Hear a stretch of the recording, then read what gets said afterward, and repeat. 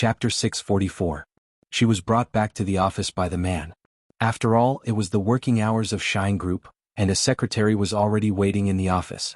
Seeing them come back, the secretary took a look at Jin Wan, made sure she was not an outsider, and went to report some work to Mo Jingshan. And Mo Jingshan didn't say anything after entering the door.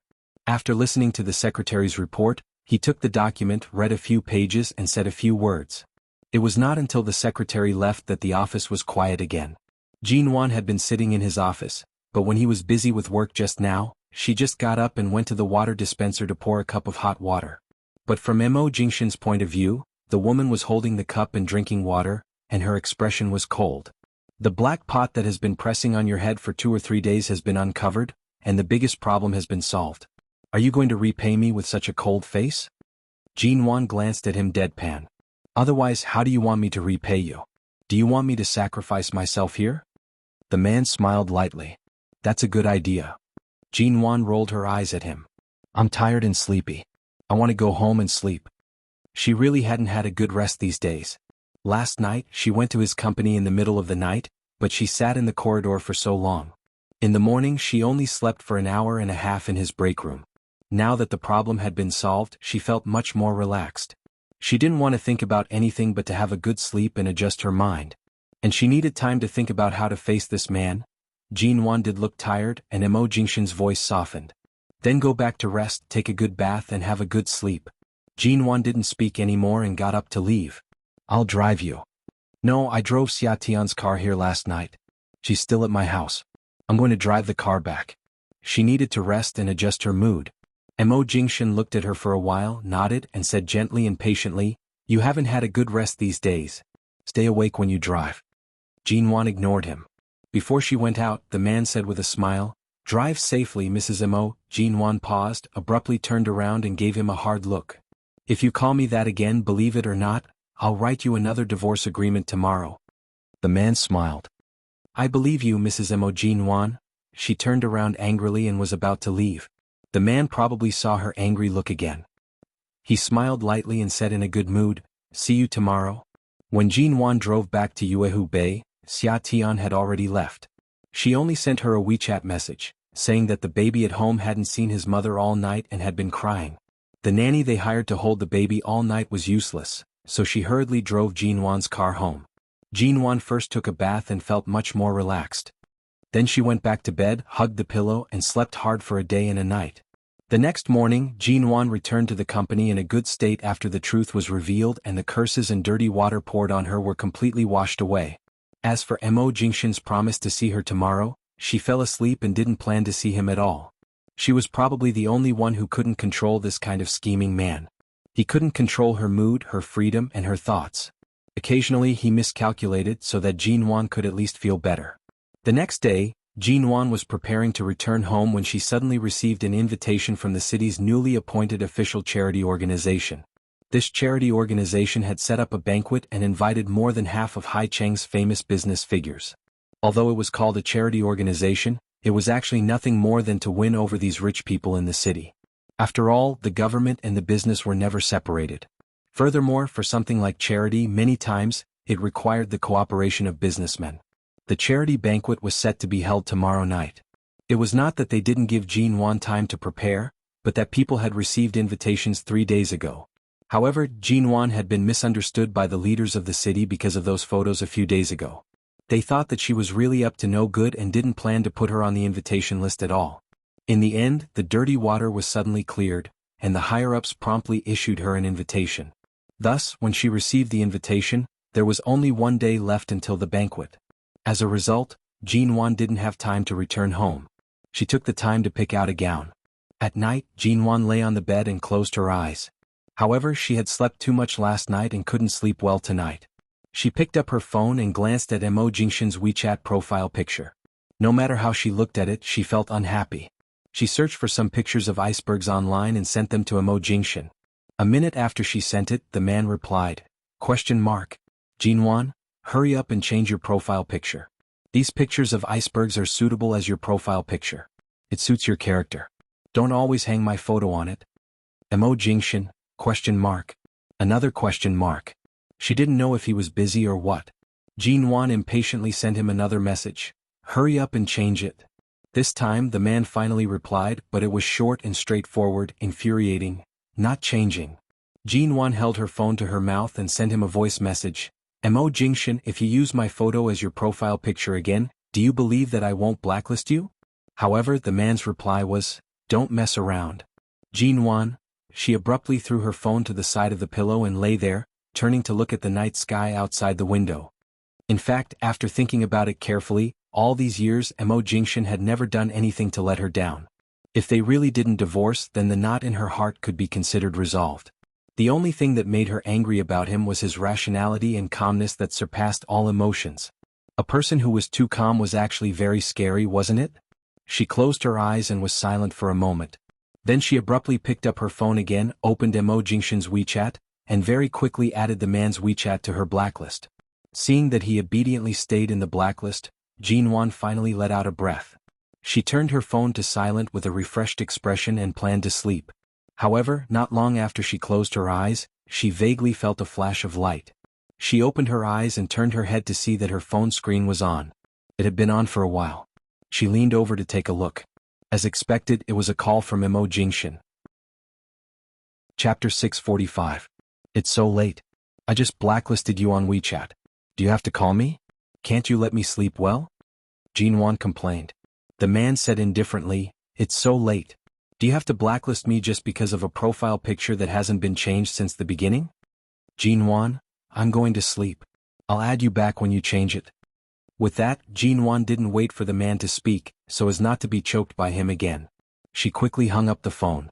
In Aolan International, the man's tall figure leaned against the door frame.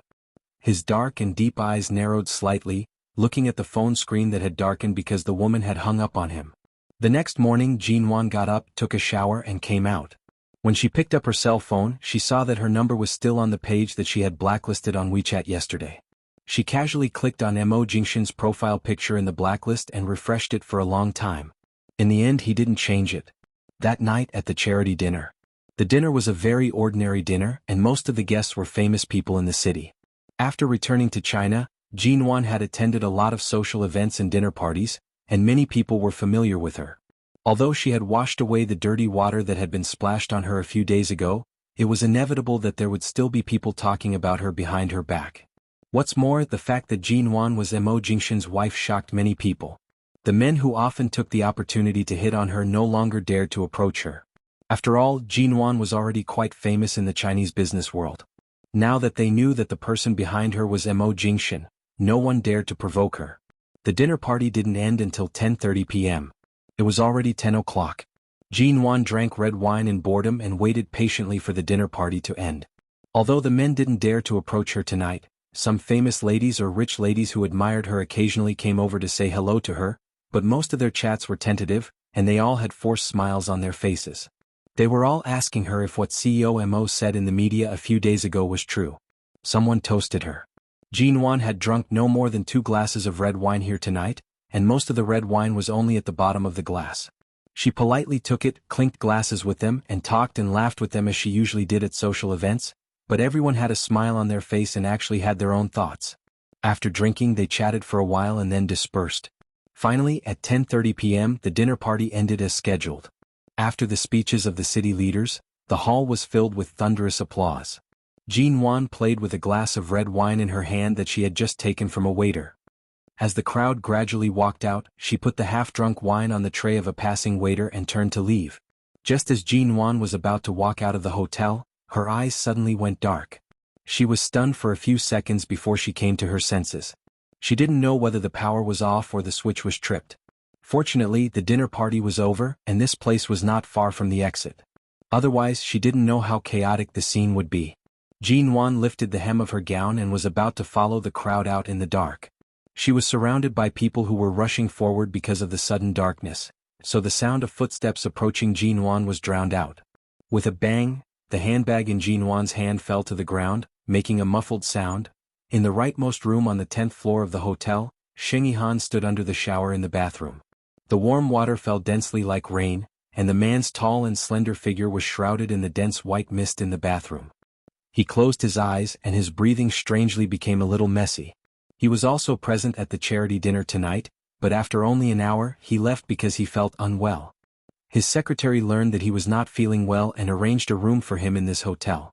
From the beginning he didn't feel anything other than an inexplicable heat. However, at this moment as the hot water invaded his body, Sheng Yihan only felt that his body was gradually heating up. The scene of him seeing Jin Wan at the dinner party kept replaying in his mind. Ever since he was chased out of the Ji family by Ji Hongwen, the one thing he had to do in this life was to swallow up everything in the Ji family, no matter what methods he had to use. Even if the Sheng family was powerful enough and didn't need the Ji family's influence, the hatred from his youth had been hidden in his heart for so many years. Some things were a lifetime shadow. Even if he didn't need it, he had to get it. Even if, in the end, he abandoned Jin Wan and chose to keep Ji Mingran by his side as a puppet. Ji Mingran's various means were either clever or stupid, but every step went in the direction he expected. Except for occasionally assisting her, he didn't need to worry about anything else. After all, Ji Mingran, that idiot, could definitely turn the Ji family upside down. However, in the end, Ji Mingran's wish didn't come true. Sheng Yihan didn't show up for what happened some time ago, but he knew everything that happened. Why didn't he show up? Perhaps it was because the person Ji Mingran was targeting was Jin Wan, the only person in the Ji family whom he had been thinking about for a long time but could only watch from afar. Even though so many years had passed and the shadow of his youth was still there, the obsession of his youth was still buried deep in his heart. He thought of Jin Wan tonight. She was wearing a light-colored off-shoulder gown, which was very simple, clean, and elegant. She had light makeup on her face. The pretty face that had haunted his world for many years seemed to have not changed after so many years. Except for the wrinkles between her brows that had increased with the passage of time, she was still the same her. For a moment, he even hoped to see Jin Wan hiding in the crowd, quietly holding a glass of wine and finally falling drunk in a corner so that he could have a chance to carry her out. Then, when she slapped his face with the back of her hand in a daze and asked him who he was, he didn't have to tell her that he would be her brother living under the same roof in the future, but that he would tell her that he was Sheng Yihan. Probably because of that thought, he felt a burning sensation in his lower abdomen, and the inexplicable turmoil in his body made him feel uncomfortable, so he withdrew his gaze and left. However, he didn't expect that when he took a shower in his room, he would roughly realize what was going on in his body. Chapter 646. When did it happen? He only drank 2 glasses of red wine at the dinner party. Was there something wrong with the 2 glasses of red wine? Sheng Yihan opened his eyes only to feel dizzy. When he closed his eyes again, he saw a fragrant and charming picture in front of him, and the woman in the picture was Jin Wan.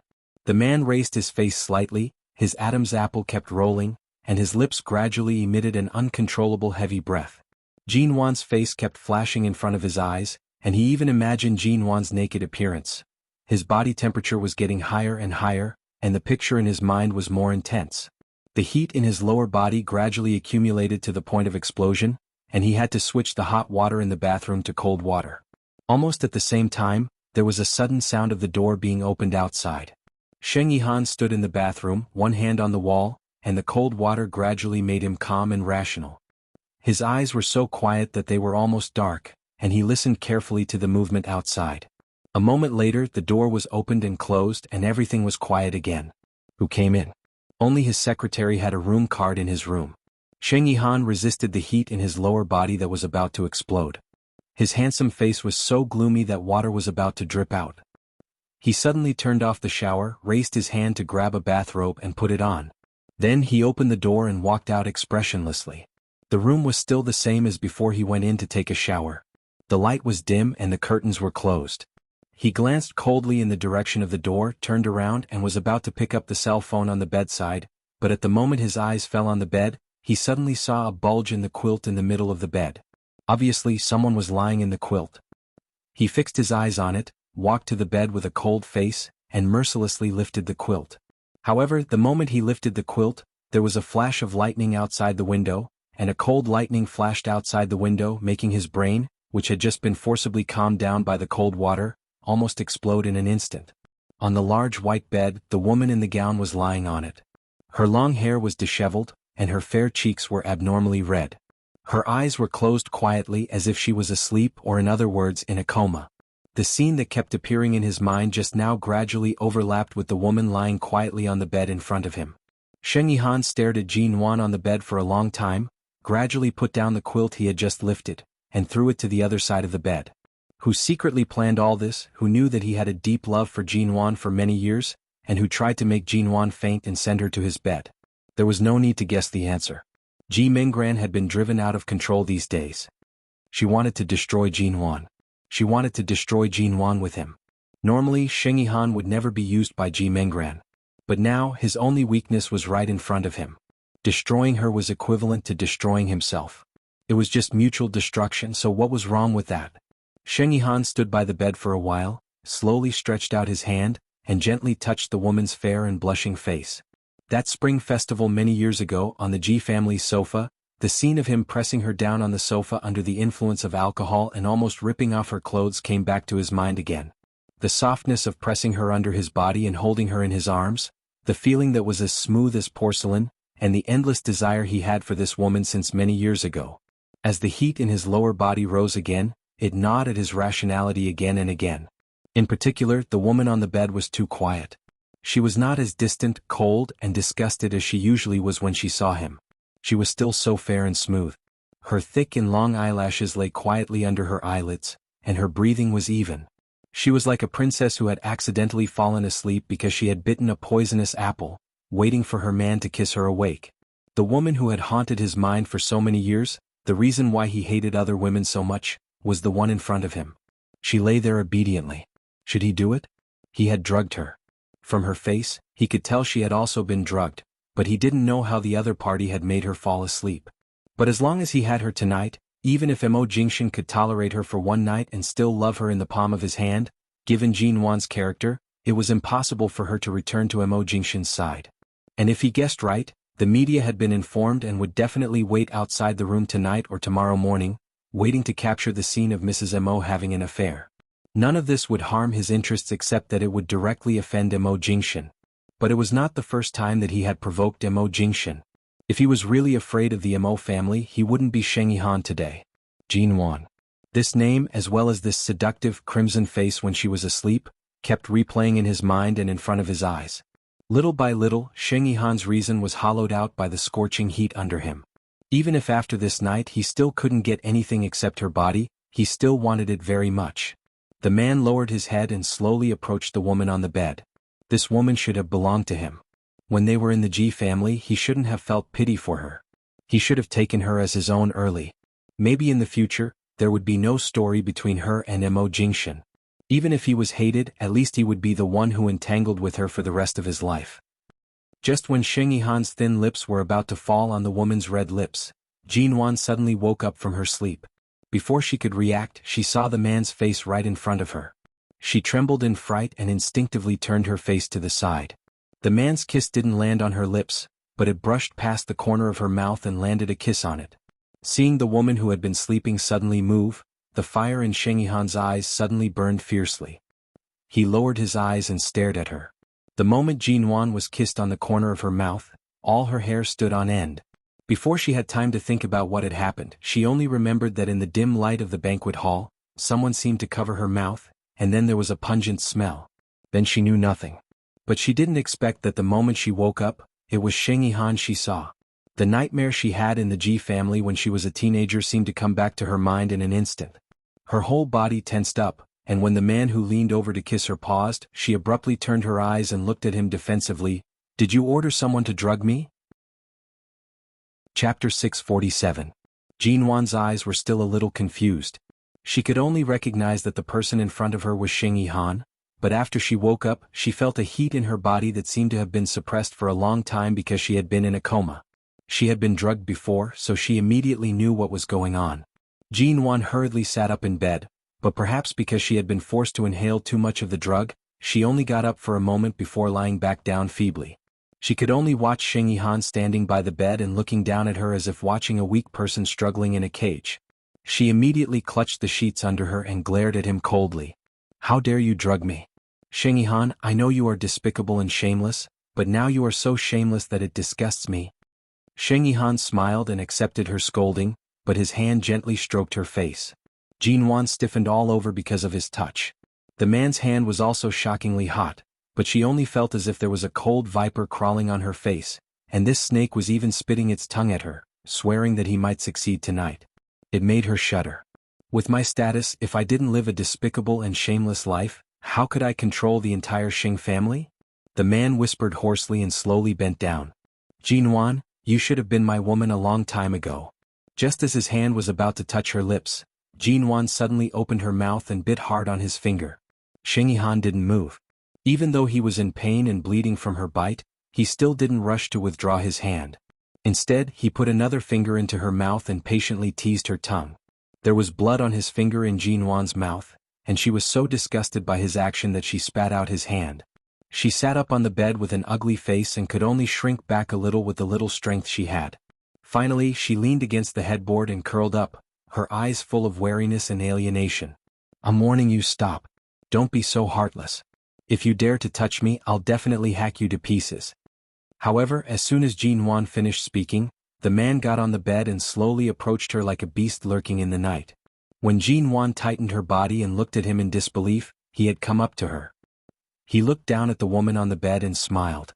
The heat in his eyes did not diminish at all but seemed to burn even more fiercely. How do you want to cut it? Like this? Xing Yihan's kiss fell on her chin. Jinwan hurriedly turned her face away, so he only kissed her chin. But the next moment, the man moved up and was about to kiss her lips accurately and firmly. The nightmare she had almost forgotten pierced her reason like needles. Jinwan screamed and raised her hand to push the man away. When Xing Yihan's face was very close to hers, she desperately pushed against him and let out a low, trembling cry like a trapped beast. Don't. If the man in front of her was someone else, she wouldn't be so panicked, but this man was Xing Yihan, the Xing Yihan who almost pressed her down on the sofa of the Ji family and raped her when she was a teenager.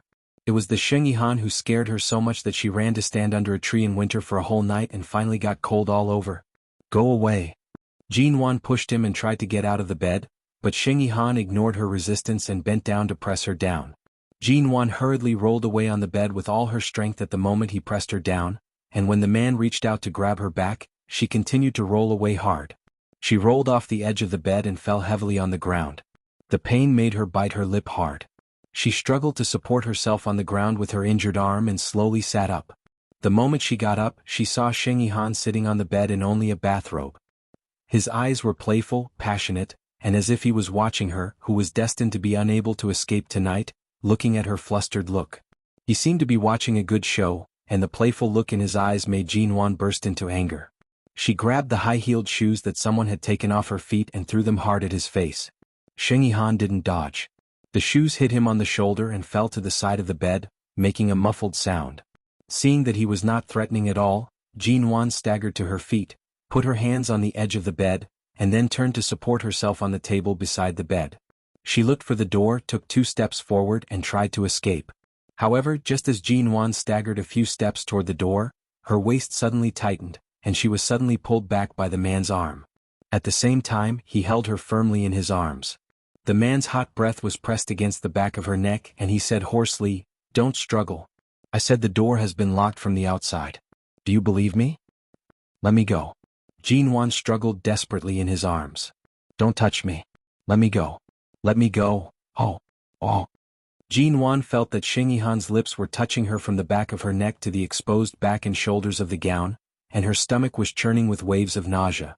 She kept struggling using both hands and feet, but her mouth was covered and she couldn't speak. She tried to bite him several times, but he covered her mouth so hard that she couldn't open her mouth at all. Oh! The zipper on the back of the gown suddenly made a swish. It was the sound of the gown being pulled open.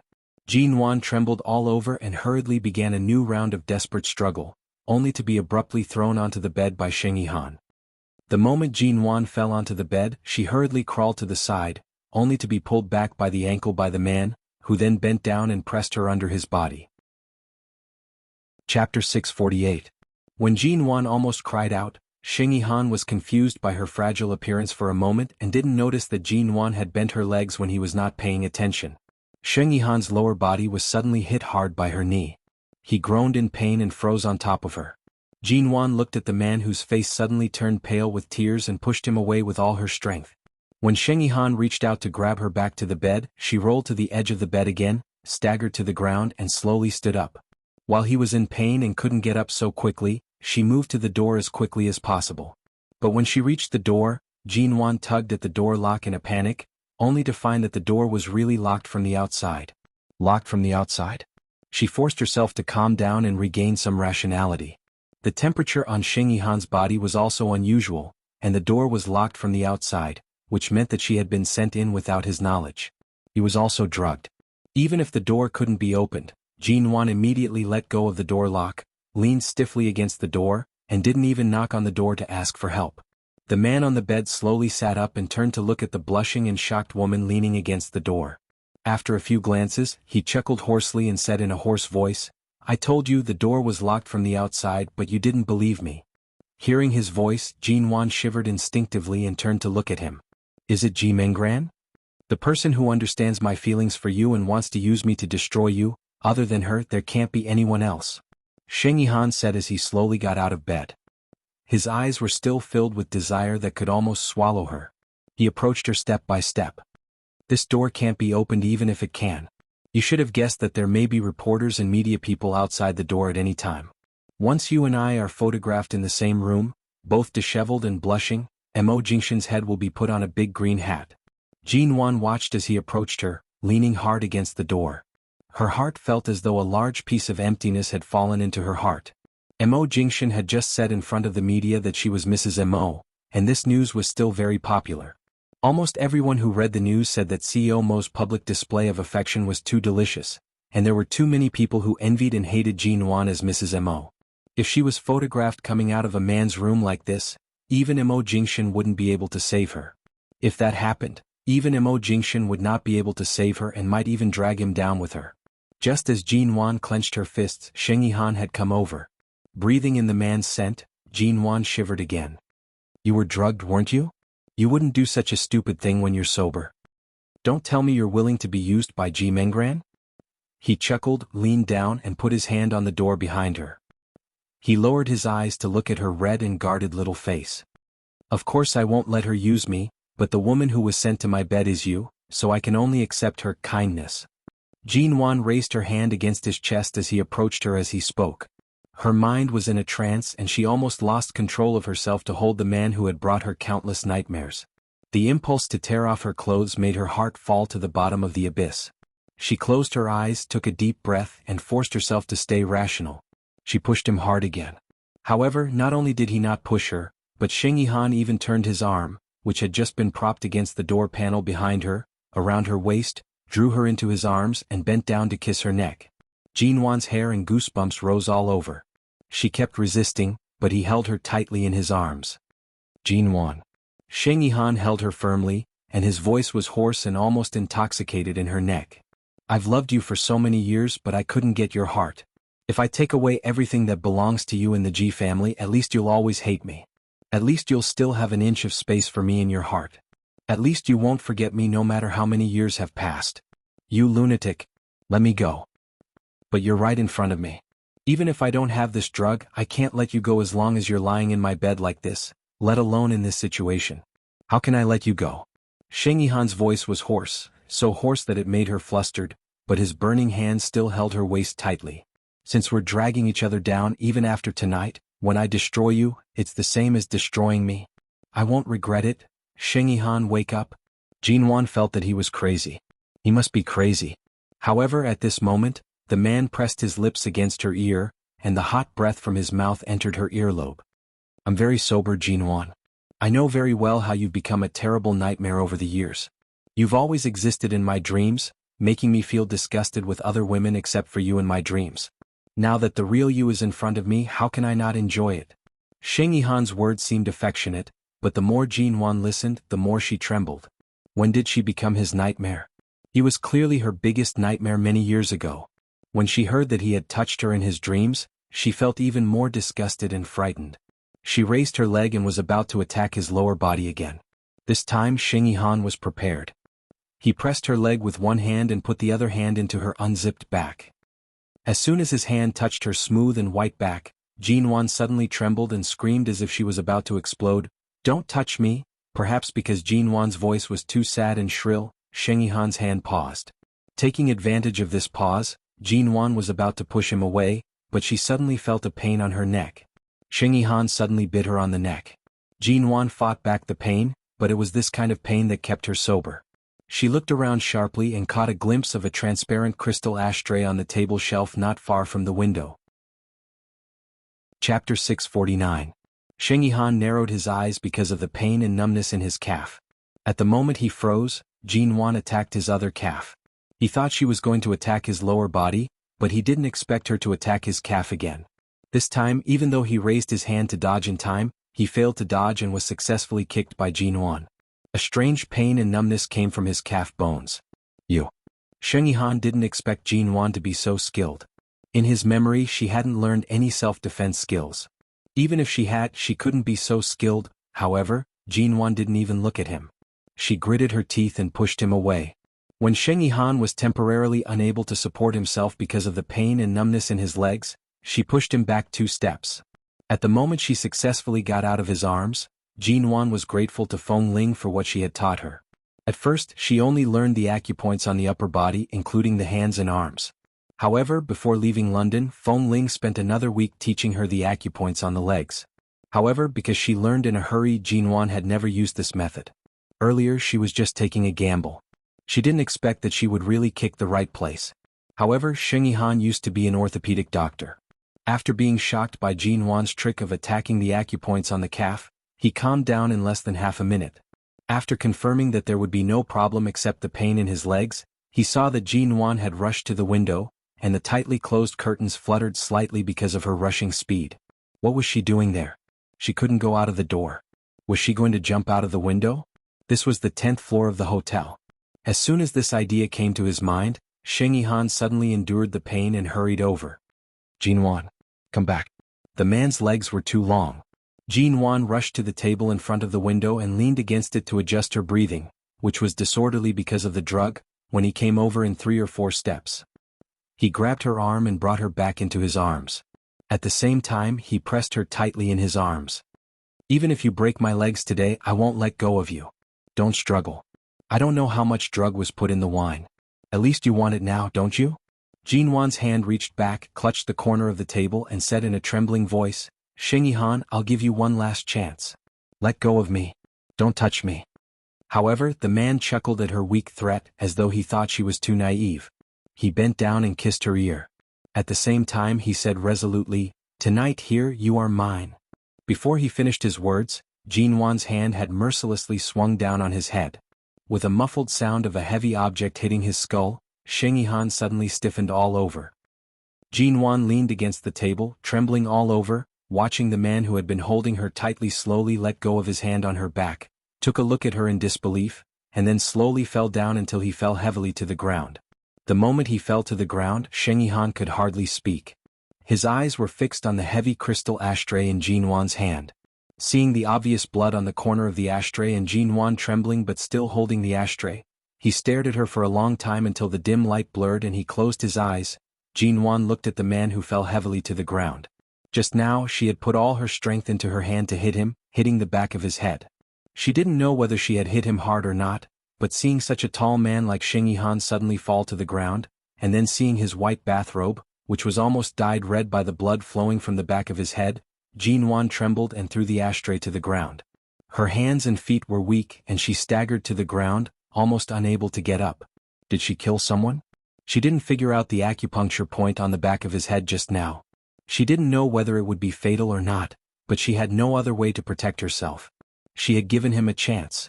She couldn't tell what kind of fear surrounded her in an instant. Jin Wan's teeth were chattering with fear.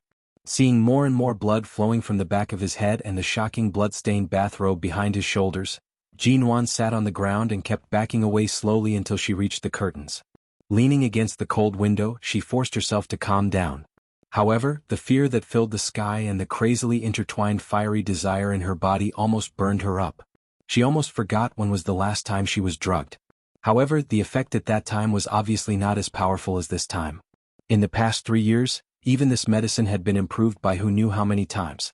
She leaned against the window to calm down for a long time, but the smell of blood in her nose still made endless fear surround her. She didn't dare to look at Sheng Yihan on the ground, and didn't know how long he had been lying motionless and unconscious. Thinking about it, she felt that even if she did it to protect herself, it was also a crime to kill him. She took a breath, put her hand on the window behind her and stood up little by little. Then she began to look for the landline in the room, only to find that the phone line had been cut off. Did Ji Minggran cut it off when she was sent in? To prevent her from calling for help? She didn't even know where her cell phone was now. Jinwan's legs were weak, and the feeling of emptiness and warmth in her lower body made her so weak that she almost fell on the bed, and she couldn't help making some uncontrollable sounds. She raised her hand and bit her finger hard, forcing herself to stay awake, and at the same time she looked around for the clothes Sheng Yihan had changed before he took a shower. When she found his shirt and trousers, she quickly rushed over and took out his cell phone. Even if his cell phone had a password, in this case she could call the emergency police. She quickly dialed 110, but she couldn't explain clearly that both of them were drugged and that there might be reporters outside. She only said that someone here was injured and needed help immediately, or he might die. After hanging up the phone, she didn't know if the police would take this matter seriously or send someone immediately, but now she had no choice but to wait. Chapter 650. It was just a simple action of unzipping the zipper, but it made her feel hotter all over. She didn't know how long she could hold on. She even had an unconscious thought that even if the man lying on the ground was like a nightmare to her, he was still very tempting to her. After all, he was a man. She continued to bite her fingers, only to find that even the pain was useless. She took a deep breath, staggered to her feet and rushed into the bathroom. She turned on the shower head and quickly changed the cold water to blue. It wasn't until the ice-cold water drenched her heart that she finally felt the terrifying heat being suppressed a little. However, there was also a certain kind of heat that was slowly drilling out of her body, forming a terrible feeling of alternating hot and cold with the ice-cold outside of her body. The heat seemed to want to drill out of her body, as if two mutually contending things were constantly tearing at the surface of her skin, and the one who was hurt and feeling the pain was her own body. Jinwan didn't know how long she had been tortured by this terrible alternating hot and cold. Various vivid scenes kept appearing in her mind. She raised her head and let the cold water wash her face. She leaned against the wall weakly and bumped her head back again and again in vain, as if even this pain couldn't compare to the pain of the cold and hot tearing on the surface of her skin. While Jinwan was being tortured in the bathroom of the hotel room, several reporters who had been contacted by Ji Minggran had been waiting outside the room. There seemed to be some sound coming from the room for a while, but now there was no movement. These reporters were all new newspapers and magazines from small underground workshops. They had nothing to do with other large media and did their jobs as long as they were paid. There were 4 or 5 of them in total. Seeing that there was no movement, someone directly called Ji Minggran. "Hello, Second Miss Ji, there has been no movement for a long time. I don't know if it has been done. Would you like to come and see for yourself?" "I know it's not convenient for you to show up, Second Miss Ji, but this is a critical moment. Are we afraid of making mistakes? After all, if you want to ruin Jinwan with this kind of thing, we have to listen to your instructions." The person who was on the phone was about to speak, when suddenly, a low and cold voice rang from the corner of the VIP elevator in the corridor. "Ruin Jinwan? How many lives do you have?" For the first time, there was such a voice that made these reporters, who had always been good at secretly filming all kinds of entertainment stars' cheating scandals or rich and powerful scandals, feel a sense of fear in their hearts. A few reporters who were hiding in the corner with cameras immediately looked in that direction. Perhaps it was because the man's black clothes were cold from the autumn night, or perhaps it was because the man was walking toward them. His gaze paused on the room Jinwan was trapped in, and his cold aura caused one's heart to tremble. Nothing should have happened to the banquet Jinwan attended tonight. After all, it was a charity banquet arranged by the city leaders. No one in their right mind would play tricks on such an occasion. However, Ji Minggran was different. When she was forced into a corner, she dared to use any despicable means to destroy her own path of retreat.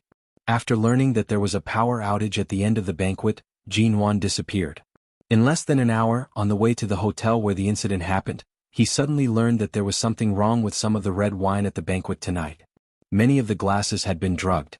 From that moment on, Mo Jingshan's eyes were surging with a murderous intent. It was as though there were no visible waves in his eyes. The reporters were shocked that Mo Jingshan would actually arrive. They all rushed to stand up from the corner, only to see the man's handsome face. His features were cold and deep, and his face was extremely expressionless. When he walked past the reporters, he coldly ordered the person behind him, "Take them away." Then he glanced at them, stepped on the cameras that were instantly smashed to the ground in the reporters' hands, and walked straight toward the door. Shen Mu promptly snatched the room card from a reporter's hand and the key to the directional lock that only hotel staff could use, and quickly walked over to hand them to Mo Jingshan. The moment the door was opened, a pungent smell of blood wafted over. The first thing Mo Jingshan saw was Xing Yihan lying motionless on the carpet inside and the places on his body that had been dyed red with blood. Shen Mu also saw this scene the moment he stepped in, and his expression immediately changed to one of shock. This?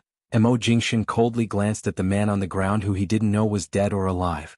Hearing the sound of water in the bathroom, he decisively stepped into the bathroom. The moment he opened the door, Jin Wan was kneeling on the ground in a sorry state. The cold water kept pouring down on her head, making the air in the bathroom cold. The little woman's face was pale from the cold water, and her lips were bloodless. She frowned and closed her eyes as if she was enduring great pain. The obvious bite mark on her neck had become red and swollen from being washed by the water for too long. Jin Wan was still trapped in the torment of alternating hot and cold. All of a sudden, the cold water above her head was turned off. She opened her eyes in confusion and vaguely saw a familiar black figure in front of her.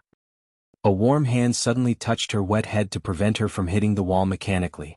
At the same time, the man's low voice that seemed to be full of heartache rang in her ears. "Don't hit me again." She opened her eyes, but because her mind was no longer clear, she suspected that she was hallucinating. She even suspected that what she saw was just an illusion.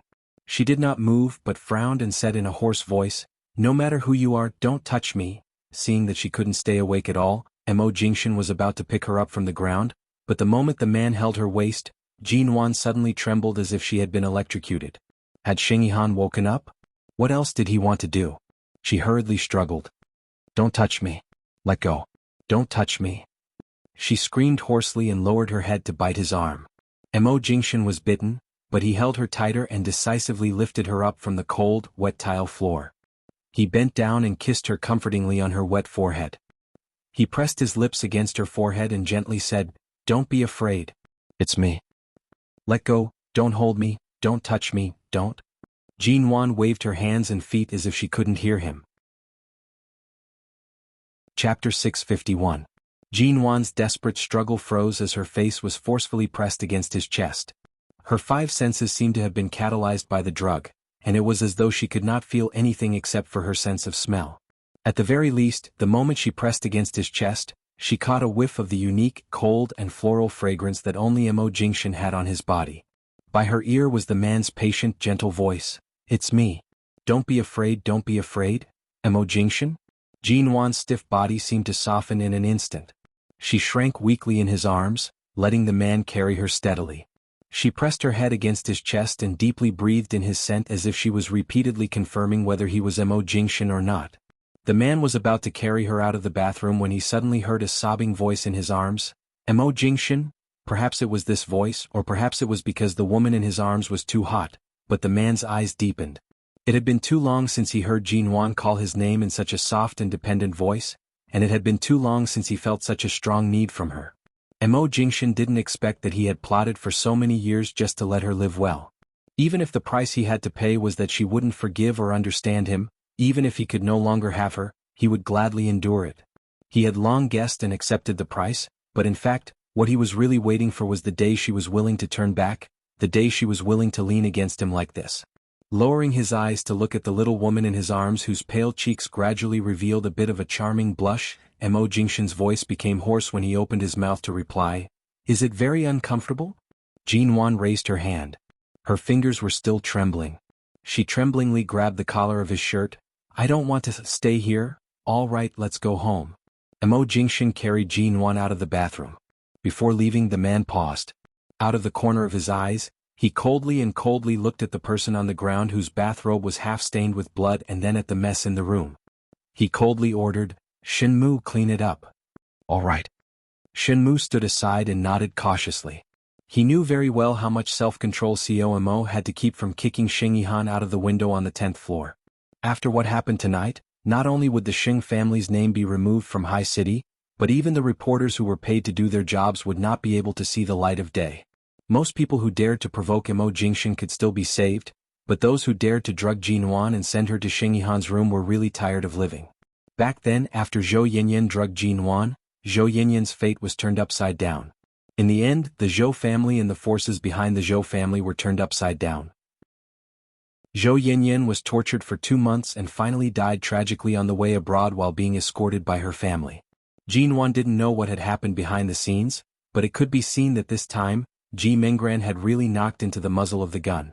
The public opinion had ruined her reputation, disqualified her from inheriting the Ji Corporation's assets, and caused the studio's funds to be frozen overnight. This was only a small punishment. Now she was using the worst methods on Jinwan.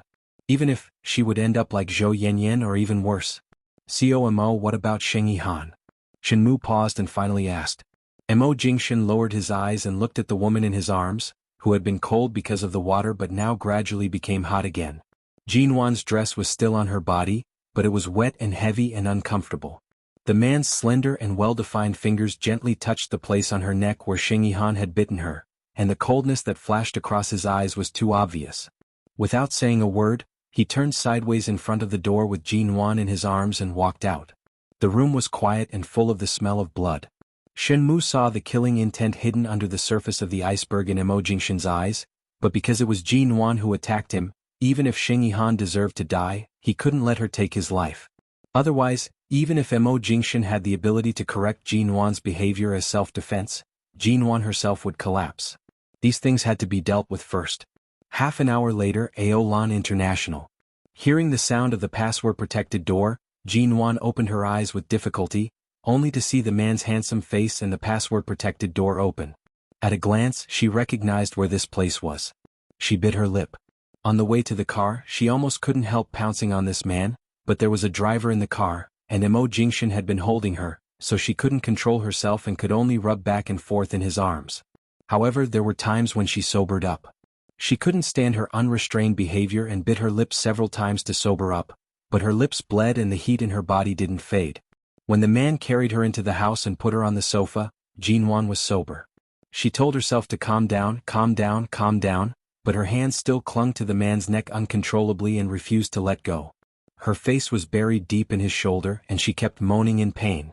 Because of her strength, Mo Jingshan was forced to fall down with her when he put her on the sofa. He looked at her blushing face and his eyes darkened. "It's okay. You won't feel uncomfortable in a while, en?" Jinwan didn't know what he was going to do. The man held her waist with one hand to prevent her from moving because of insecurity and picked up his cell phone with the other hand to call Qin Sighting.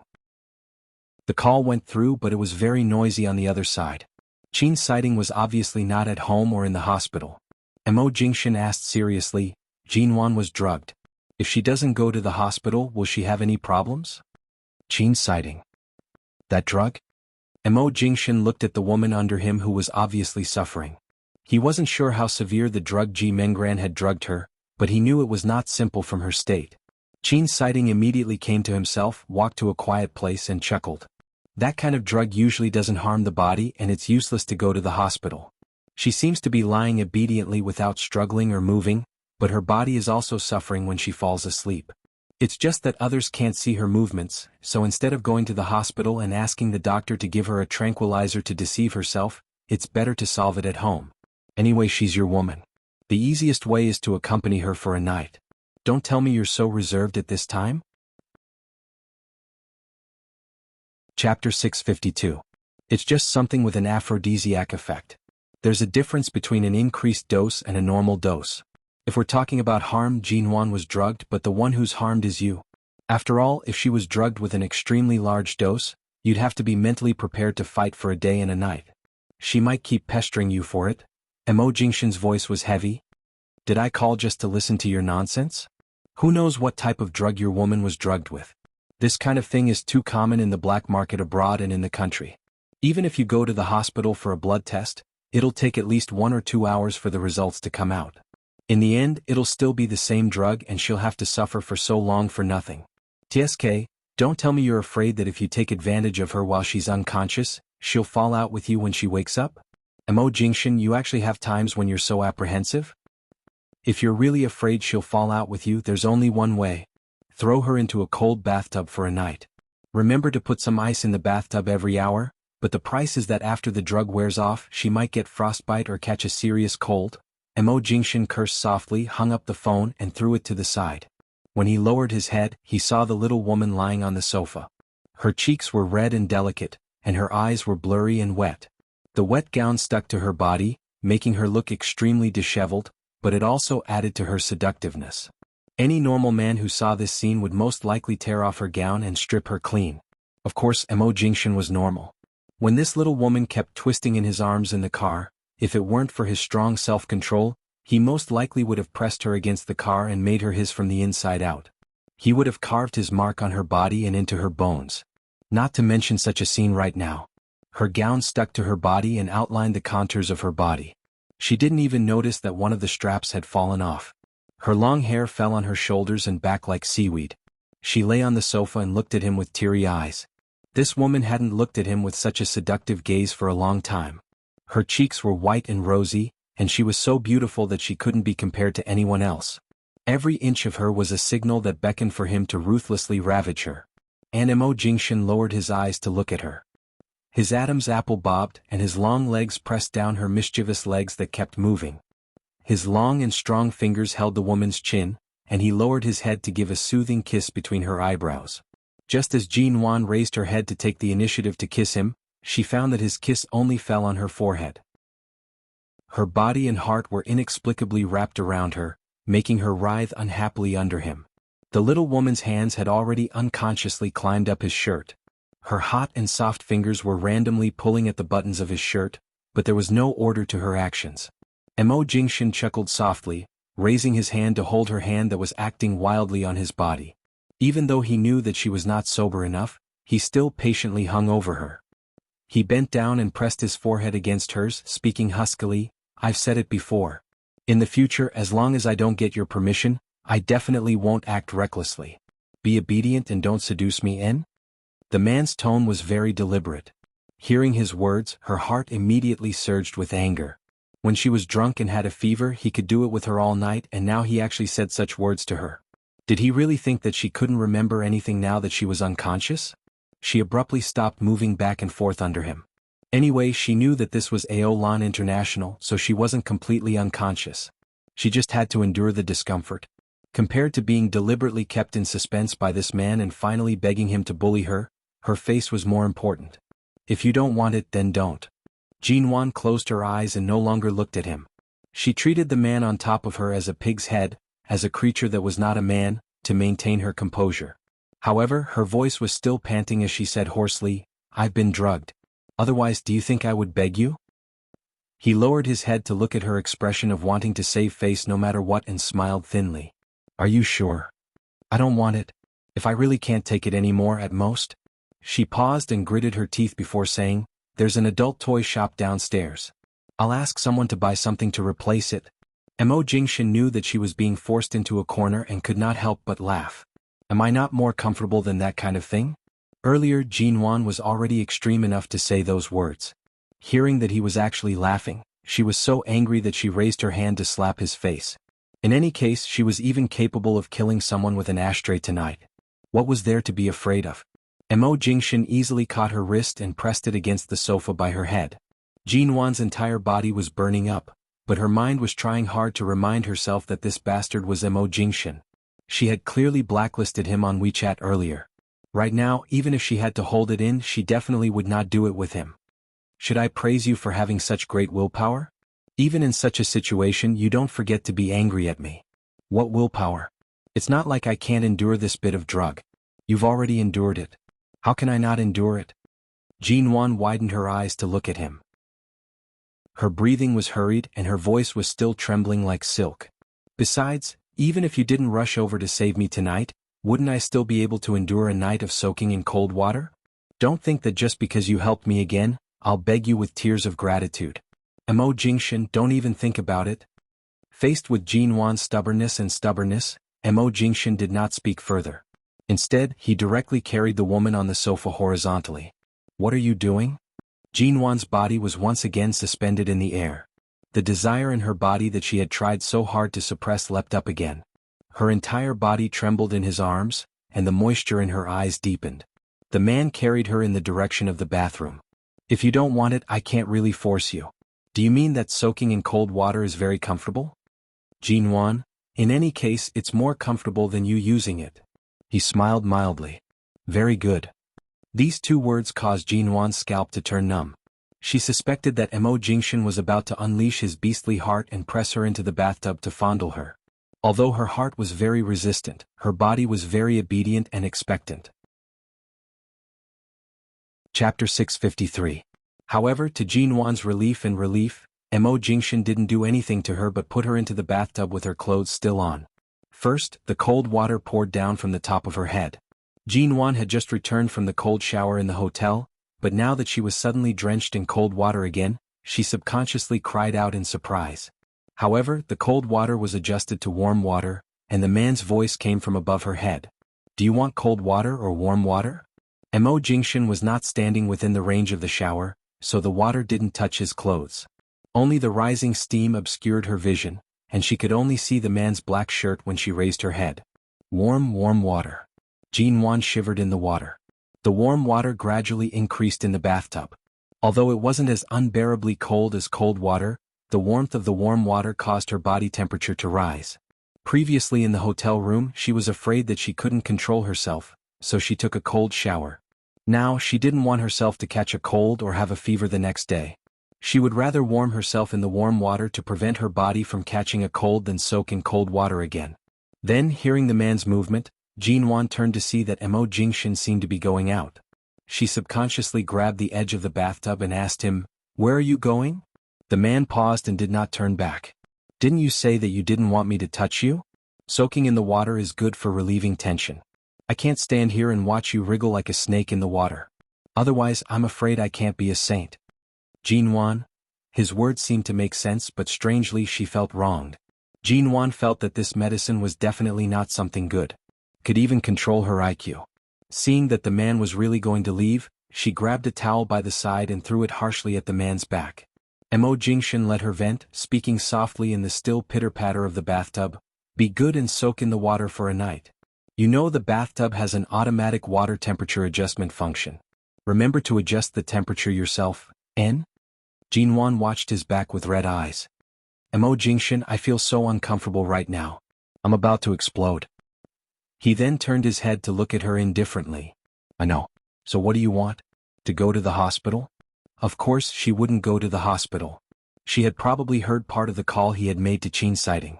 Putting aside the fact that it would be embarrassing to go to the hospital with this kind of medicine, it would be useless even if she went. The doctor would only give her a tranquilizer. "No," she said firmly. "Well, let's soak then." With that, the man was about to leave. Mo Jingshan. Jinwan's hand was still gripping the bathtub tightly. He had already opened the bathroom door. Without turning his head, he said, "Occasionally, I'll let you have a taste of the fire of desire. It's only fair that you can see but not eat." Fair? What did it have to do with her that he was usually burning with desire? It wasn't like she took the initiative to seduce him. How could this be considered fair? Jinwan stared incredulously at his figure as he walked out until she could no longer see him. However, to prevent her from making any mistakes inside, the bathroom door was not closed. She shouted hoarsely and angrily at the door, "Mo Jingshan, you are so shameless. How is this fair for me? The feeling of being influenced by the drug is not something a normal person can bear." There was no response from outside. This time, Jinwan was really angry, but the increasingly turbulent feeling in her body left her with no strength to shout or be angry. However, just as she was quietly soaking in the water, she vaguely heard movement from the bedroom. The bathroom she was in was the private bathroom that Mo Jingshan used to use, but at this time, the sound of water also came from the spare bathroom in the bedroom. While she was being tortured here, Mo Jingshan was actually taking a bath. She must be crazy to think that when he first appeared in the hotel and took her away, she felt that he was almost surrounded by a godly halo. What AF * King Halo? After hearing the sound of water in the bathroom for a while, Jinwan closed her eyes. The clothes on her body were too uncomfortable, and she raised her hand to take off the gown, but she did not have the strength to do so. After raising her hand for a long time, she could only tug down the other shoulder strap and then lay weakly in the bathtub. The warm water on her burning skin was so comfortable that she could not help but moan. However, she wanted to save her face, so she could only bite her lips and not make a sound. Not long after the sound of water in the bathroom stopped, Mo Jingshan came back wearing a set of soft gray home clothes. Jinwan finally opened her eyes. She stared blankly and hatefully at the man who was covered in the fragrance of shower gel. She then looked at his clean short hair that did not need any styling and was already charming enough. She closed her eyes and turned her head away from him. She said reluctantly, "Can you help me take off my gown? It's stuck to my body with the water. It's too uncomfortable." The man did not refuse. He responded and came over, helped her up from the bathtub and easily unzipped the back of her gown. Because the gown was unzipped, her body loosened, and then the gown was taken off by the man. Jinwan was wearing a set of nude underwear. Soaking in the water like this, there was no difference between wearing it and not wearing it. She did not look at the man's seemingly calm but darkening gaze. She turned her head away and hugged her chest in the warm water with her hands. "You're wearing your underwear like this. Do you need me to help you take it off?" Mo Jingshan stood by her bathtub like a gentleman. His low, husky voice carried a hint of patience. However, based on Jinwan's understanding of him, this man was definitely not so kind. Otherwise, if he wanted to take it off, he would have done so earlier. Why did he need to ask her? He was just forcing her to take the initiative to ask him to help her. Jinwan clutched her underwear and remained stubborn. "No need." "And then wear it." The man stood up and sat by the bathtub. He watched her in the water, her body flushed seductively because of the drug. Her cheeks were also red and delicate, but she gritted her teeth and endured it. "Didn't you say you didn't want to see me in the bathtub? Why are you sitting here and looking at me?" The man's hand gently stirred the water in her bathtub, and when the water splashed onto her shoulder, her entire body trembled. She lowered her head to look at the man's fingers on the water, and for some reason, she yearned for this hand to touch her body. Chapter 654. His words caused Jinwan's ears to heat up. Her shoulders and neck were covered in goosebumps from the water splashing over. She turned her face away to avoid him, but the man had already bent down. He patiently and gently placed his hand on the bite wound on her neck. She sat in the bathtub, unable to move because of his touch. She was afraid that if she moved, she would moan uncontrollably. Behind her was the edge of the bathtub, but in front of her was a pool of warm water. She couldn't tell if the force on her neck was light or painful, but at least when Mo Jingshan looked at the bite mark, he definitely wouldn't be in a good mood. "When he bit you, you should have knocked him unconscious. Did you have to be injured to learn to be decisive?" The man's voice was close to her ear, low and husky. Jinwan ignored him and placed one hand on her bent knee. However, because of his touch, she couldn't help but curl up her fingers. At that time, there was only one ashtray in the entire room, but it was very far away. If there had been one by my hand from the beginning, the moment I opened my eyes and saw him, I would have taken action. As though he had heard a very satisfactory answer, the man moved his hand away from her neck and turned to hold the back of her head, turning her to look at him.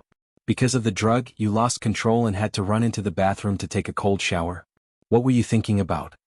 Jinwan's heart instantly thumped hard. She wanted to shift her eyes away, but because of the man's hand on the back of her head, she couldn't. What was she thinking about? What else could she be thinking about? She had lived 2 lives, but he was the only man she had ever met. All the vivid images that popped up in her mind were of him pressing her down on the bed. When he finally appeared, she even suspected for a moment that she was hallucinating because of her desire. But what was there to be surprised about? At that time, if she had been thinking about another man, she would have been truly shocked. Besides, she was only thinking about it. "Not only is your mouth stubborn, but your temper is also stubborn. Yet, I insist on shoving a hedgehog like you into my arms. Do you think I'm masochistic now?" His tongue slowly moved from her cheek to the back of her ear and then to her neck. His voice was low and husky. "Even if you stab me every time I touch you, I still enjoy it. There are many ways to push you back into my arms. Even if it's just physical intimacy, at least when you're in trouble, your body is still honest. You know who you desire the most." "How do you know that the person I was thinking of was you?" "There are millions of men in the world and I've met many good men." The man chuckled in her ear, "Because I am your first man and also your last man, and because I have the ability to make you not interested in other men.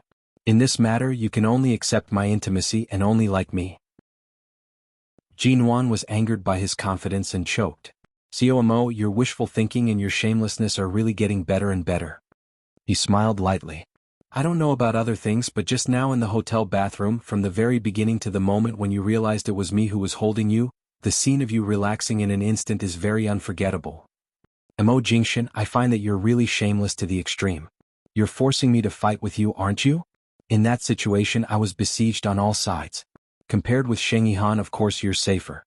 I was instinctively, Before Jean Wan could finish her words, the hidden button on the back of her underwear was suddenly undone by the man. It was fine if it was undone. She was currently enduring the effects of the drug, and her body was extremely sensitive. The tightly pressed underwear suddenly loosened, and warm water flowed over her sensitive spot. In an instant, her entire body trembled, and her gaze became even more dazed. Instinctively what? As he spoke, he took her out of the water with his long arm and let her sit on the edge of the bathtub. As soon as her pink body came out of the water and came into contact with the coolness of the air, she immediately trembled again. Before she could react, the man's kiss fell on her. At the moment Jean Wan couldn't help but soften in his arms. She was instantly pressed against the nearest wall by the bathtub. The kiss was so deep that she forgot what she had just said. She clearly remembered what she wanted to say, but she almost melted into a puddle of water. Because Jean Wan's body was still wet, the man's home clothes were soaked because of this movement. The bathroom was steaming, and the soaked clothes clearly outlined the man's figure. But in the steamy space, there was only the temperature of each other and the entanglement of their breaths close to each other. Jean Wan could no longer sit steadily. Her back was against the wall, and she could only hold on to the man's clothes with both hands to prevent herself from falling to the side. All her reason had collapsed because of this kiss. However, just as she almost lost control and raised her hands to hold the man's shoulders tightly, she took the initiative to kiss him back, and even burrowed into his arms. The man suddenly stopped the kiss and then stepped back from her. Jean Wan's hand was holding on to the cloth on his shoulder, but because of his movement, her hand fell weakly to the side of her legs. Her reason, which was immersed in some kind of desire, burned her nerves. She opened her eyes and her eyelashes were wet.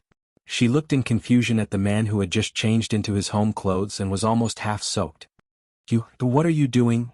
He suddenly came to kiss her, evoking the strong desire she had suppressed with great difficulty, and then he let her go. Was it so interesting to watch her suffer? However, the man casually took down a towel and covered her head with it. As Jean Wan furrowed her brows and stared at him with red, longing eyes, he used the towel to dry her wet hair and then wiped the water off her body. Even as Jean Wan grew impatient from his actions, he remained exceptionally patient. She felt as if there were countless cat claws scratching at her flesh, especially when the towel was wiping her body. Every inch of her body was separated by the towel, and she could not feel the warmth of the man's palm. That desire and unwillingness almost tortured her to the point of insanity. Jean Wan could not take it anymore. She raised her arms and circled them around the man's neck. She raised her head to bite him urgently and hoarsely saying, "Stop wiping." The man chuckled softly and huskily. "I've already taken a cold shower. Now I have to wipe myself clean so that I won't catch a cold." Chapter 655. Don't torture me anymore. If you want to do it, then do it. Mo Jingshin, hurry up. Jean Wan's voice was already tearing up. "I can't take it anymore."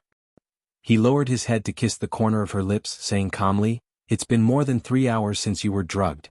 If you calm down for a while, the effects of the drug will wear off. Endure it a little longer, en?" Jean Wan's hand gripped the clothes on his back tightly. "I can't." "Then do you want me? Or do you want me to go downstairs to the toy store to buy it for you?" Jean Wan directly wrapped her arms around his neck with force, raising her head to kiss him. Even her body was pressed tightly against his, presenting herself to him without the slightest gap. Even if she had gone crazy, she really couldn't control herself anymore. Mo Jingshin's eyes darkened to the extreme because of her actions. He casually tossed aside the towel he had placed on her to wipe her body, and his free hand directly lifted her up. He lowered his head and directly took the initiative to deepen the kiss. In the bathroom they kissed until the sky darkened. Then Jean Wan was carried by him. She heard the man kick open the bathroom door and carry her into the bedroom while kissing her all the way. Mo Jingshin easily tore away the last barrier on her lower body. Then Jean Wan's back was empty, and she fell directly onto the bed. Then the man fell down with her in his arms, and the two of them fell into the center of the bed at the same time. The little woman whose body was burning hot could no longer hold it in. One of her hands was pressed against the bed, and the other was actively tearing at the man's body. The buttons on the man's home clothes were not tight, and they were even very loose under her hands. In just a few moments she had undone several buttons. Jean Wan closed her eyes. She could not tell whether it was her own voice or the man's panting. However, as the kiss deepened, she unconsciously bent her legs. The man kissed along her chin to her neck and inch by inch her collarbone and the surrounding skin. The desire that was about to reach the top of her head made Jinwan's entire body tremble uncontrollably under him. Her mouth made various sounds that she had never dared to make in her life. She was a little afraid of herself like this. Mo Jingshan. En? Do men like women like this in bed? Jinwan covered her eyes with her hand, speaking hoarsely as though she had been wronged. The man chuckled and kissed her lips again. He smiled hoarsely and said, I've seen what you look like. Do you really think you're calmer than you are now when you're not drugged and you're begging me to let you go? Jinwan, really? Really? Jinwan instantly abandoned her image and followed her heart's desire to be entangled with the man. When Jinwan's behavior became more and more out of control, Mo Jingshan smiled heavily, pecked her lips and asked hoarsely, So soon? Of course Jinwan was very anxious. It would be strange if she wasn't anxious at this time.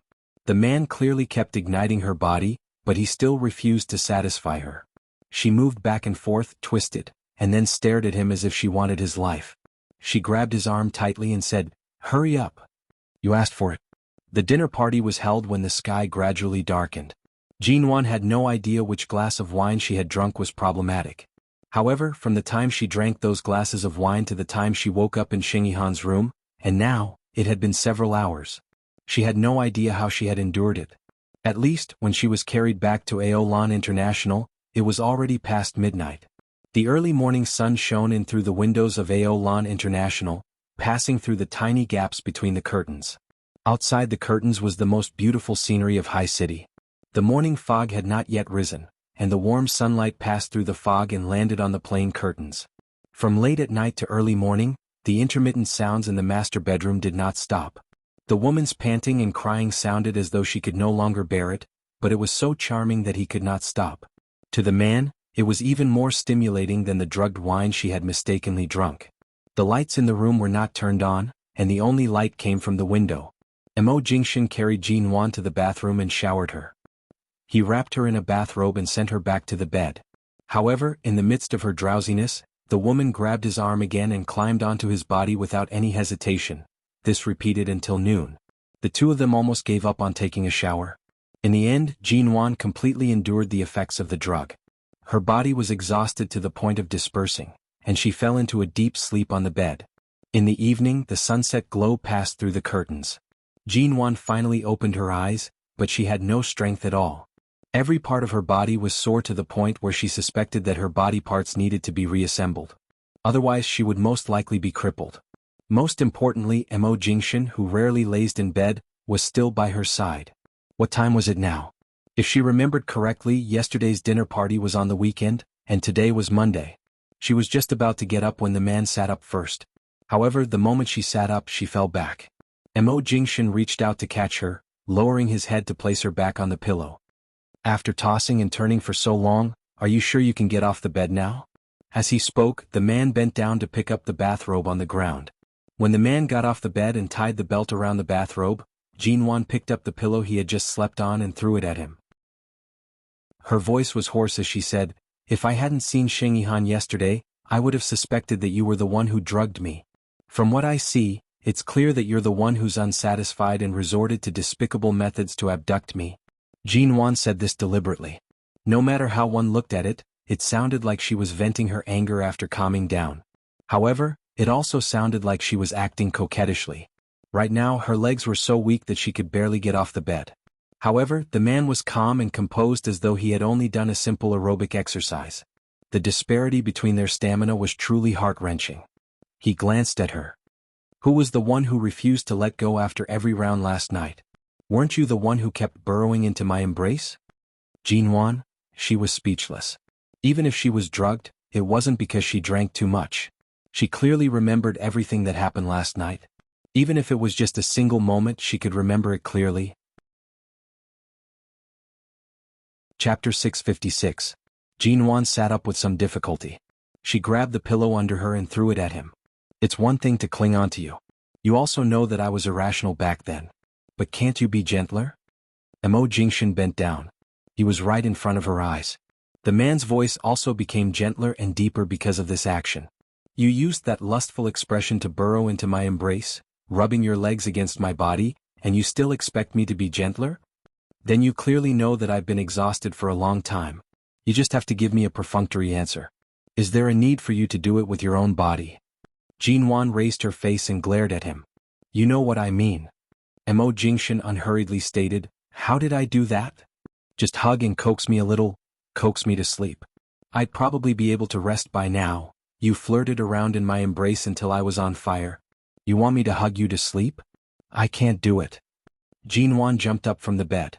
In the end, the soreness between her legs tugged at her nerves. Her expression twisted and she fell back onto the bed. The man chuckled softly. You don't remember how you spent last night? I really should get someone to study the drug that Jimengran drugged you with. There were several times when I felt sorry for you and slowed down. Because of that, you bit me unforgivingly. I wanted to let you go, but I can see that your ability to cling on to others is very impressive. Time and time again after I've showered and decided to give up, you bring me back to bed. In this world, I'm afraid only a woman like you can do this. Jinwan, she had already regained her rationality. She grabbed the blanket and wrapped it around her body, changing the topic. Last night, that person, that Shengyhan, will he die? You wish for him to live. Jinwan's expression turned colder. Indeed, he deserves to die, but I don't want to kill anyone. Back then, I had no choice but to smash him with the ashtray. Furthermore, he drank the drugged alcohol yesterday. If I don't knock him down, I'm afraid the situation will really go out of control. Mo Jingshan watched her. Regardless of whether I'm dead or alive, it won't land on your head. Jinwan raised her head to look at him. You used to be indifferent to the Shen group and didn't care much about it. But now, what are you going to do? He smiled faintly. Today is Monday. I've spent the entire weekly meeting with the company's executives to sleep with you. Are you sure that the first thing you want to do after waking up is to discuss the man who bit your neck yesterday? Jinwan felt that his smile was a little scary and immediately stopped mentioning Sheng Yihan's name. However, she suddenly realized that it was already Monday afternoon, evening. Not only was Mo Jingshan absent from the company's senior management meeting on Mondays, but she was also absent from the company's senior management meeting on Monday. Her MN group also had a routine senior management meeting on Monday, and she was also absent. Jinwan subconsciously rushed to look for her phone, only to recall that at the banquet yesterday when she was taken away, her small bag seemed to have fallen onto the ground. My bag and phone?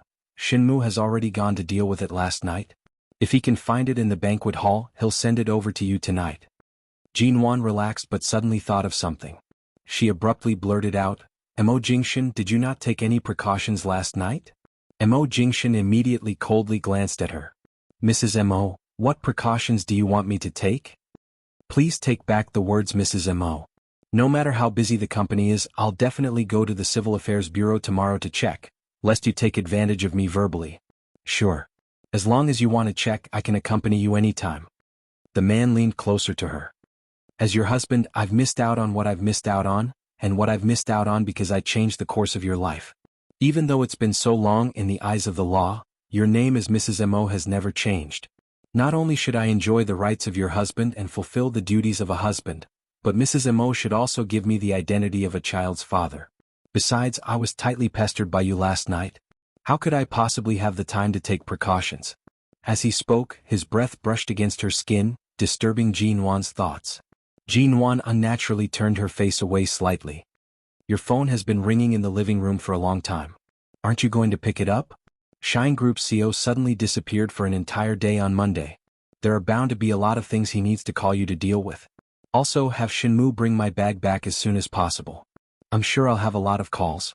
After saying that, she covered her head with the quilt and laid her head back on the pillow. Have a good rest. After you wake up, take a bath to relax. I'll call someone to send dinner over before the sky turns dark. The man finished speaking and turned to leave the bedroom. Jinwan tugged the blanket off her head. She watched his back and recalled how she had been pestering him earlier. She felt flustered. However, looking at him now, she felt that from the moment she asked him if he had taken precautions, his entire being had turned cold. It was as though he was angry? Although her miscarriage in the United States 3 years ago was not a shadow in her heart, she had experienced so many things at that time. In addition, Su Shui had directly pushed her out of the car on the highway. In that situation, the child could not be saved. Mo Jingshan had also almost risked his life to save her. But now she was still uncertain about the situation of their marriage and feelings. In this situation, if she hadn't been drugged, she wouldn't have considered taking precautions. She just asked him why was he angry. Jean Wan turned over and covered her head with the blanket again. However, in the darkness of the blanket, she covered her forehead with her hand. Her mind kept replaying the intense and continuous entanglement on this bed, and her ears gradually turned hot. In the living room it was Shinmu who called. "COMO, Sheng Yihan's life has been saved, but he hasn't woken up. That ashtray is very heavy." At that time, Miss G must have used a lot of strength to smash it in order to protect herself, but no one's life fell into her hands. At least, I can guarantee that her mood will not be affected. Shinmu said calmly, "As for what happened last night, we found enough evidence to catch the Xing Group and Ji Mingran's studio in one fell swoop." Mo Jingshin said indifferently, "Let's go through the legal process." Although we're going through the legal process, after all, it's all done in secret. The degree of violation that can be found on the surface is still too light. We can only put them in prison for a few years, but not enough to deprive them of their rights for life. Chapter 657. Jean Wan stayed under the quilt and refused to go out. Even when it was time for dinner and Mo Jingshin came to ask her to eat, she just responded lazily and continued to sleep. When Mo Jingshin came over and was about to take her out of the quilt, she hurriedly wrapped herself in the quilt and rolled on the bed twice, saying that she would go down to eat right away. After dinner she fell back onto the bed. She had to rely on sufficient rest and sleep to make up for the energy she had expended earlier. As for Mo Jingshin, she really doubted whether he was even human. He was the one who kept moving on the bed. She who was under him was so tired, yet he was completely fine. She really suspected that if she had more drugs and kept pestering him without a care for her life, would this man still be able to continue and completely squeeze out her last breath? At around 7 o'clock in the evening, Shinmu brought over the things Jean Wan dropped in the banquet hall. He said that the hotel's cleaner had picked them up and handed them over to the hotel's security office. There was nothing missing in the bag. There was a password on her phone, so of course, it could not be easily opened. Jean Wan checked and thanked Shinmu. Shinmu smiled but did not dare to glance at Jean Wan. After all, Jean Wan did not have her own clothes to wear in Aolan International. Right now, she was wearing Mo Jingshin's shirt. Although she was also wearing a pair of pants that had been rolled up countless times, the collar of the shirt was not high. The ambiguous marks on her neck were not covered. With one glance, he could tell what kind of intense battle had happened here yesterday. Yesterday, when Jean Wan was carried out of the hotel by Mo Jingshin, he knew what had happened to her. However, it was up to them how they wanted to settle it. After all, he was an outsider and it was not easy for him to guess. However, the visual impact of seeing it with his own eyes caused Shinmu to quickly look away.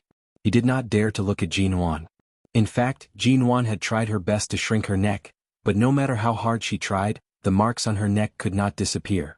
Furthermore, she did not find anything to cover them with. Of course, she knew the reason why Shinmu did not dare to look at her. It was fine if he did not look at her. If he did, she would only feel awkward. And this was indeed not Mo Jingshin's fault. It was she who pestered Mo Jingshin again and again. By the way, Miss G. Before Shinmu left, he said, Ji Mingran's whereabouts have been located. She's hiding in the Ji family's villa and won't come out. Tomorrow morning the police will probably come to arrest her. Do you have anything else to say? Or is there anything else you want to do about Ji Mingran? There's nothing to explain. People who do wrong deserve to be punished.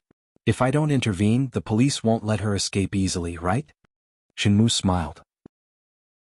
It could be heard that Jean Wan had guessed that COMO would not allow Ji Mingran to get away scot-free. This time she had completely plucked the feathers off the tiger's head. Now that she had fallen into the tiger's mouth, she no longer had any excuse to escape. Indeed, even if Jean Wan didn't do anything, Ji Mingran would spend the rest of her life in prison. After a few years, it would be too easy for her to commit suicide due to mental problems. Of course, the Sheng's group, one of the 4 largest families in High City that was about to be destroyed, would also accompany her. On Monday night, Mo Jingshin didn't go to the company during the day. At night, he had some electronic documents to deal with, so he went straight to the study. Jean Wan had told him that she wouldn't stay with him during dinner, but the man had no intention of asking someone to send her a set of clothes. She wanted to call him, but in fact, she felt tired even to raise her hand. If she went back to Yuehu Bay like this, she probably wouldn't be able to get up tomorrow. Anyway, he had work tonight and wouldn't be too much of an eyesore in front of her. Jean Wan curled up on the sofa and watched the news on her cell phone. When the man came out of the study, he saw Jean Wan leaning against the sofa with her cell phone by her hand and almost falling asleep. The little woman's head was tilted and the screen of her cell phone had been dark for a long time. He looked at her for a moment and strode toward her. When he was about to carry her back to the bedroom, Jinwan suddenly opened her eyes when she heard his movement. She looked up at him as if she had just dreamed of something and suddenly thought of something. Her eyes were a little drowsy, but she suddenly asked, "The headquarters of Shine Group is in Los Angeles. You haven't returned to the United States for so long. Are you going to stay in High City in the future?" She remembered that he hadn't returned to High City for 10 years and had lived in the United States for 10 whole years. As soon as she finished speaking, the man put his cell phone aside so that it wouldn't touch her and was about to pick her up. Jinwan hurriedly raised her hand to push his hand away. "I don't need you to carry me. I'm not disabled." Mo Jingshan chuckled. "Aren't your legs too weak to move?" Jinwan slapped his hand away. "Anyway, I can do it myself. Don't always find excuses to carry me." The man who had been seen through chuckled. In the end, he did not continue to hug her, lest she continued to explode. "Have you finished your work?" Jinwan glanced at the study and then at the time on her cell phone. "I still have some documents. No hurry. I'll read them after I take a shower." With that, the man took another look at her. Seeing that she seemed to be very comfortable curled up on the sofa, he didn't ask her to go back to the bedroom. He picked up the cell phone on the coffee table and glanced at it again, then put it down and turned to enter the bathroom. The reason why he glanced at the cell phone was that a message had just come in. It seemed to be a string of English words, but Jinwan didn't see it clearly. Seeing the man enter the bathroom, Jinwan leaned against the sofa, glanced at the cell phone on the coffee table and got up to pick it up. The cell phone had a password and couldn't be unlocked. Just as Jinwan was about to try using the phone password he used 3 years ago, suddenly, a new message popped up on the screen. It was still in English, but this new message could be seen on the locked screen. It was sent by his secretary in the United States. The English translation was, "COMO, have you confirmed the date of your return to Los Angeles?" Jinwan's eyes paused. "Back to Los Angeles?" Mo Jingshan came out of the shower and saw that Jinwan was still sitting on the sofa. When he walked over, he saw that his cell phone was also in her hand. He took it and saw the message from his secretary and guessed that she must have seen it. "What? You don't want me to leave?" Jinwan turned her eyes to the man who was looking down at her. "With Shine, the United States is where you belong. Why are you staying in High City for so long?" Chapter 658. Jinwan, I'm not asking about that. I'm saying that when you're in High City, just for you, there's no other reason. Jinwan pursed her lips. In truth, she did not know what she wanted to ask. She probably only wanted to know if he would spend most of his time in America or would he stay in High City. However, when the words reached her lips, she suddenly did not know how to ask. She did not seem to have a need to ask about such things. The scales in her heart had already begun to lose balance bit by bit. She lowered her head to pick up her phone, no longer looking at him. She casually said, "You can't be saying that I'm more important than Shine?" "You're indeed more important than Shine." She had only casually mentioned it, but the man's reply was straightforward. This time Jinwan was completely speechless. She raised her eyes to look at him. After thinking for a moment, she abruptly stood up and turned to leave. As she walked, she said, "Go do what you need to do. I'm going back to the bedroom to sleep." Mo Jingshan watched as Jinwan headed back to the bedroom without looking back. He smiled mildly. "Sweet dreams, Mrs. Mo Jinwan." Her footsteps quickened as she entered the bedroom. The little woman returned to the bedroom. Mo Jingshan picked up his phone again. Before the phone rang, he saw the caller ID displayed on the screen. He picked up the call and asked in an indifferent and businesslike tone, "What's the matter?" The next morning, Jinwan received a call from the Ji family. It was from Auntie Chin. "Eldest Miss, hurry back. Right now, the Ji family is about to be flipped upside down because of Second Mississippi Director Ji's heart is aching from anger." Before the sun rose, the police car had already arrived at the Ji family. They said that they were going to take Second Miss away. Second Miss has been kneeling and begging Director Ji to save her, but it's clear that Director Ji is about to have a relapse from anger. Jinwan directly rushed back to the Ji family. The moment she arrived at the courtyard of the Ji family's villa, she saw a police car parked outside. The police officer in charge of the area sat in the car. They had received orders from their superiors to detain Ji Menggran and take her away. However, the nearby police station had some relations with the Ji family. Thus, even if they had to take Ji Menggran away, they still gave Ji Hongwen face and gave the father and daughter some time to say their goodbyes. In the end, he didn't expect that Ji Minggran would use this time to kneel down and beg for mercy. Jinwan walked in. Outside the villa, she could hear the sound of crying even through the door. She narrowed her eyes and recalled the scene when she woke up in Sheng Yihan's room. Her face turned cold bit by bit, and she raised her hand to push the door open. Seeing that Jinwan had returned, Auntie Qin rushed forward to welcome her. "Eldest Miss."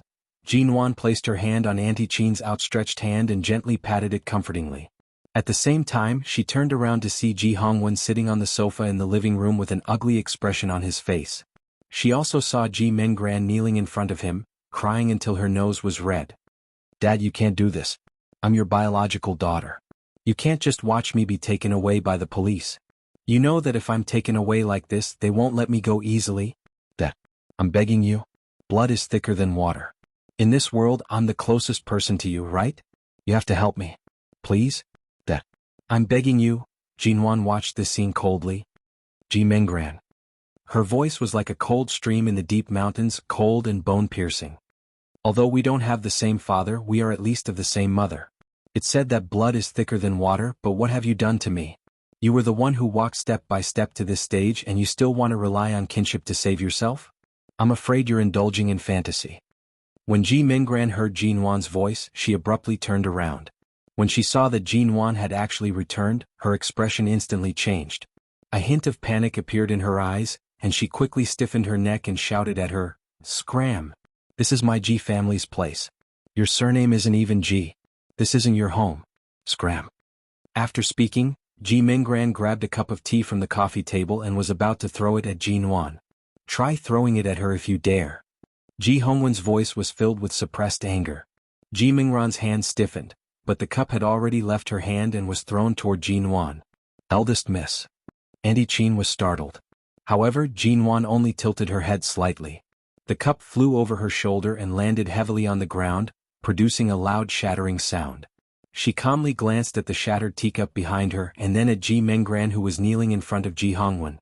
It was clear that she had been crying for a long time. "You're so afraid to see me return? What? Dad only knows that the reason you're being arrested by the police is because your studio has been sued for several commercial crimes, including the defamation that was reported to the media a few days ago. I also know that you colluded with the Shen Corporation and tried to poach people from my MN Group to steal business secrets for you. In the end, you were discovered.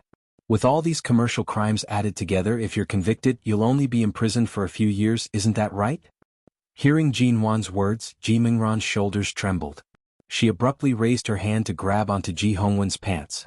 Her voice trembled as she said, "Dad, let her go, hurry and let her go.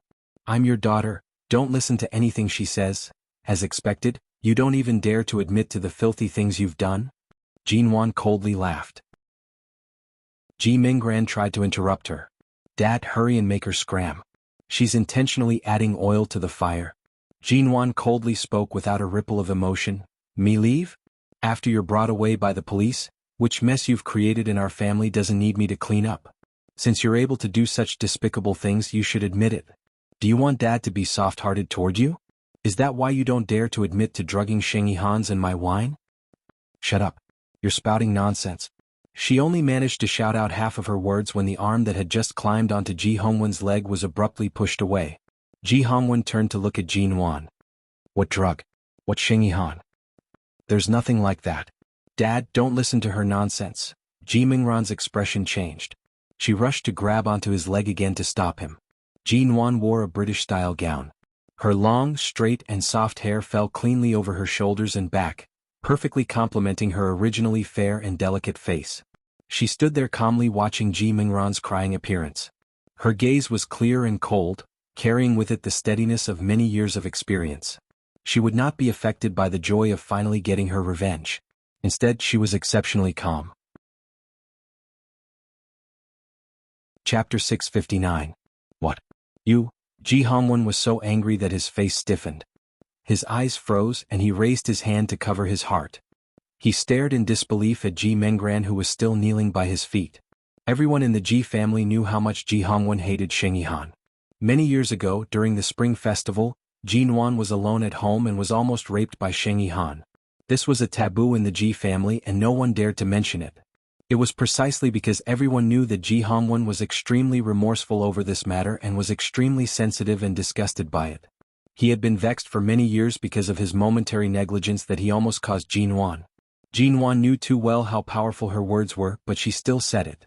Some people really forced themselves into a dead end. They had no one to blame. Dad, she's talking nonsense. Dad, she's talking nonsense. It's all nonsense. I've been at home for the past 2 days. I've been at home. I was also at home the night before yesterday. I didn't show up at all. I wasn't even at the scene, she said. How can she slander me like this? Dad, it's all fake. Don't believe what Jin Wan said. Dad, I beg you, bang. Before Ji Minggran could finish her words, Ji Hongwon abruptly kicked her to the carpet. Ji Minggran seemed to feel no pain. She hurriedly climbed up and crawled to his leg. That. I didn't. How dare you treat Jin Wan in such a disgusting way? No matter what, you are still Qing Lin's children. You have the same mother. Is this how you treat your own sister? That brat, Xing Yihan, conspired against Jin Wan, which was why I chased him out of the Ji family. Now that he harbors evil intentions against the Ji family, not only did you follow him, but you actually dared to send Jin Wan to his bed. Ji Hongwon was so angry that his voice was ragged. You made mistakes again, and every time they were unforgivable. But I can see that Jin Wan didn't do anything to you or force you into a dead end because of the Ji family's kindness in raising her. As long as you don't provoke her, your studio and your future can live peacefully, but you just had to provoke her. Dad, it's not like that. I didn't drug her. I didn't do it. Ji Minggran was still struggling. She sobbed and knelt by his leg, hugging it tightly. If I really drugged her, how could she return to the Ji family like this? Jin Wan coldly looked in Ji Minggran's direction. Don't you know why the police blocked the Ji family's door today? You sent me to Xing Yihan's bed, drugged us, and even arranged several reporters outside the door, waiting for an opportunity to break in and take pictures of us in bed. Just to destroy me, you must have considered the price.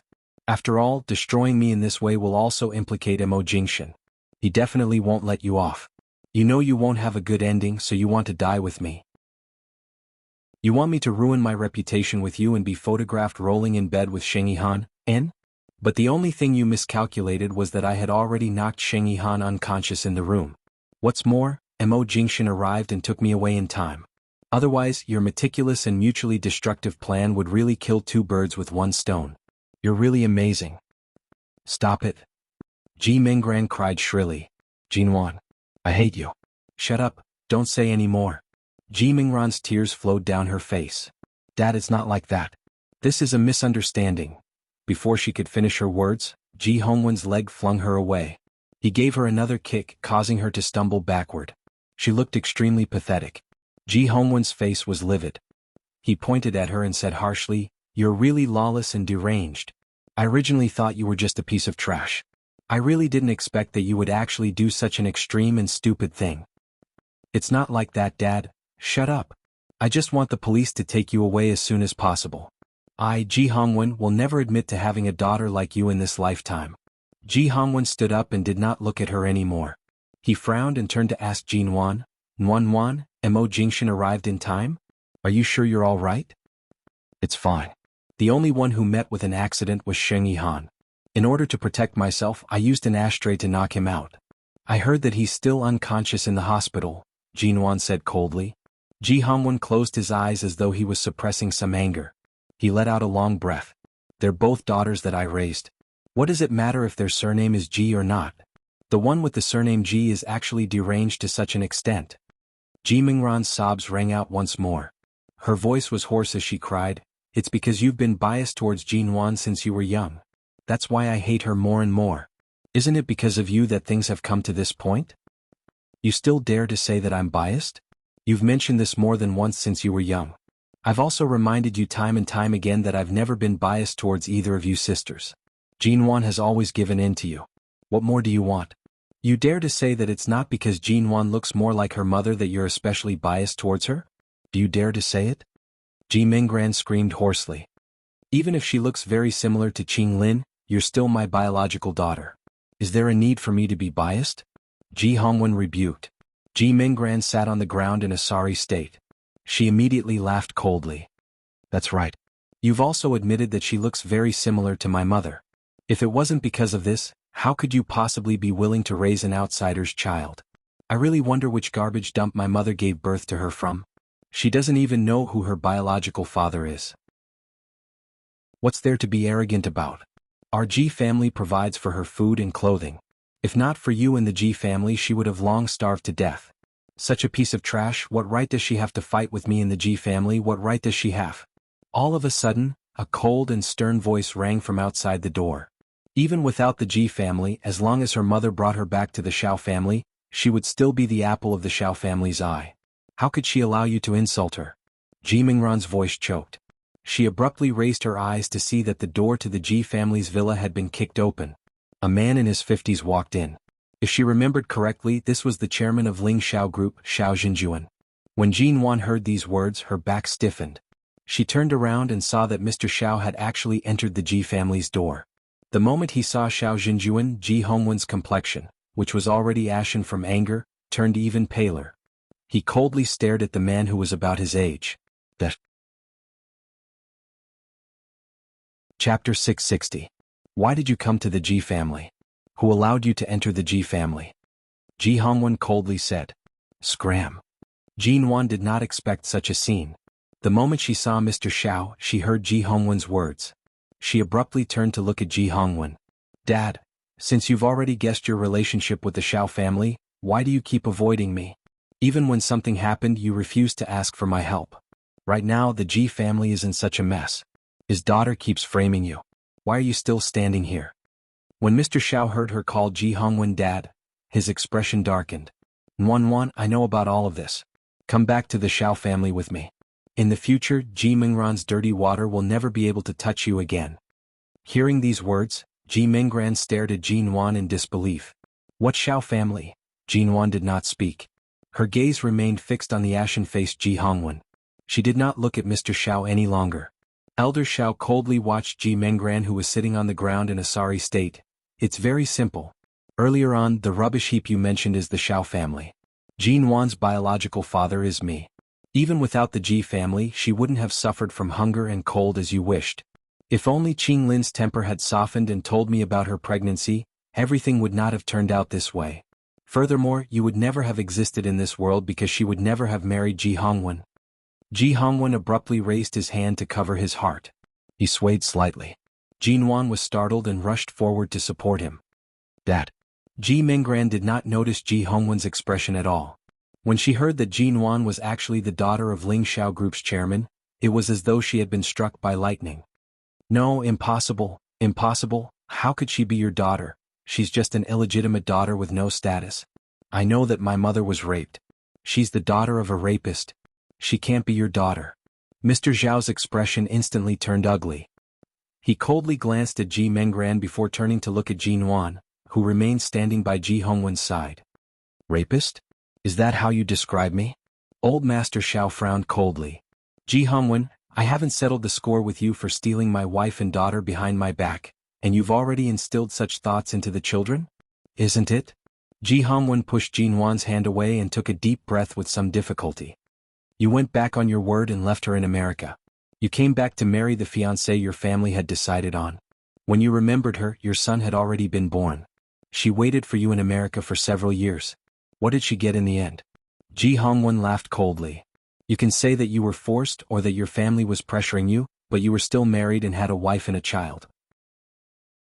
Yet, when she found out the truth and wanted to cut all ties with you, you locked her up, took her, tortured her, and locked her up in the basement of the villa for 3 whole months. In the end, she was pregnant with your child and escaped. If I hadn't taken her away, I'm afraid she would have been tortured to death before the child was born. You didn't just rape her, you even abused her. Jin Wan instantly raised her head to look at Old Master Xiao in disbelief. When Old Master Xiao received Jin Wan's astonished gaze, his expression stiffened.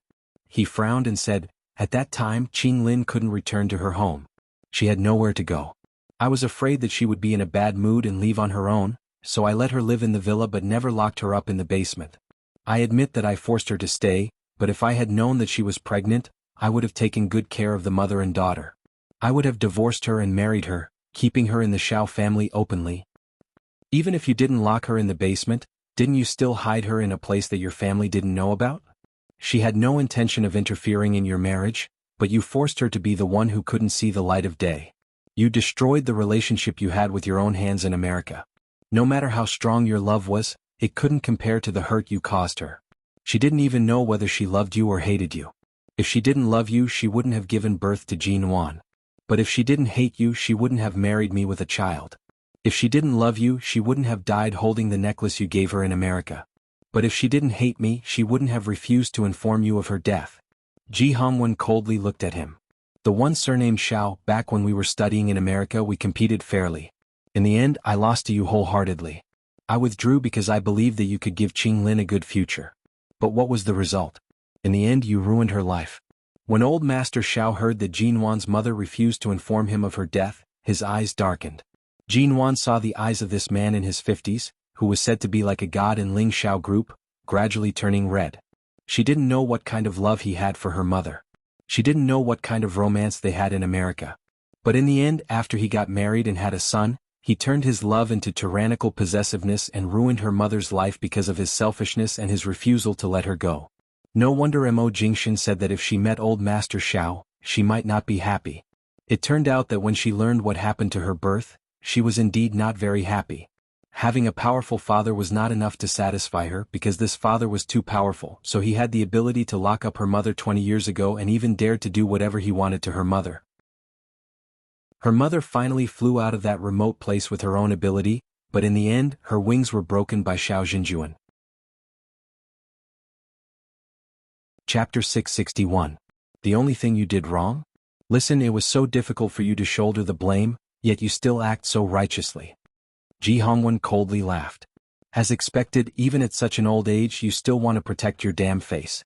In front of your child, you can't even put down your pride to admit your mistake. Qing Lin's life has already been ruined by you. She has already left for so many years. Don't you feel the slightest bit of guilt in your heart? To this day, do you still think that it was her fault that she left while pregnant? Xiao Jinjuan closed his eyes and was silent for a long time before saying, "She has already left for so many years. Regardless of whether it was my fault or not, what I want to do now is to make it up to my daughter. If Qing Lin still holds a grudge against me for what I did back then, when we meet in the netherworld 100 years later, I will apologize to her. But this is not a reason for you, Ji Hongwen, to hide my daughter for so many years. You even gave your own daughter so many chances to frame her."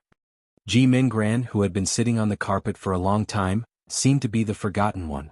Suddenly being mentioned, she stiffened and looked at Ji Hongwen with reddened eyes. "Dad, I didn't." Ji Hongwen closed his eyes. "I admit to this point. It was my fault for not raising my daughter properly. That's why Minggran could even do such a despicable thing." Ji Minggran cried out, "Dad! Even at a time like this, you're still speaking up for an outsider. Others are already planning to take Jean Wan away. In the future, Jean Wan will no longer be your daughter. If even I am taken away by the police, do you want to spend the rest of your life alone?" Ji Hongwen closed his eyes. "Spending the rest of my life alone is much better than having a heartless and unscrupulous person by my side who framed her own sister for the sake of the family fortune." "Hey!" Ji Minggran suddenly laughed with reddened eyes. "If Jean Wan is really the Xiao family's daughter, do you think she would still be interested in the Ji Corporation's things?" Jean Wan's hand on Ji Hongwen's arm did not leave. She coldly said, "Don't use your brainless mind to guess at me. Dad is currently in his 50s. If it weren't for you causing him to act up, he would still be in the prime of his life.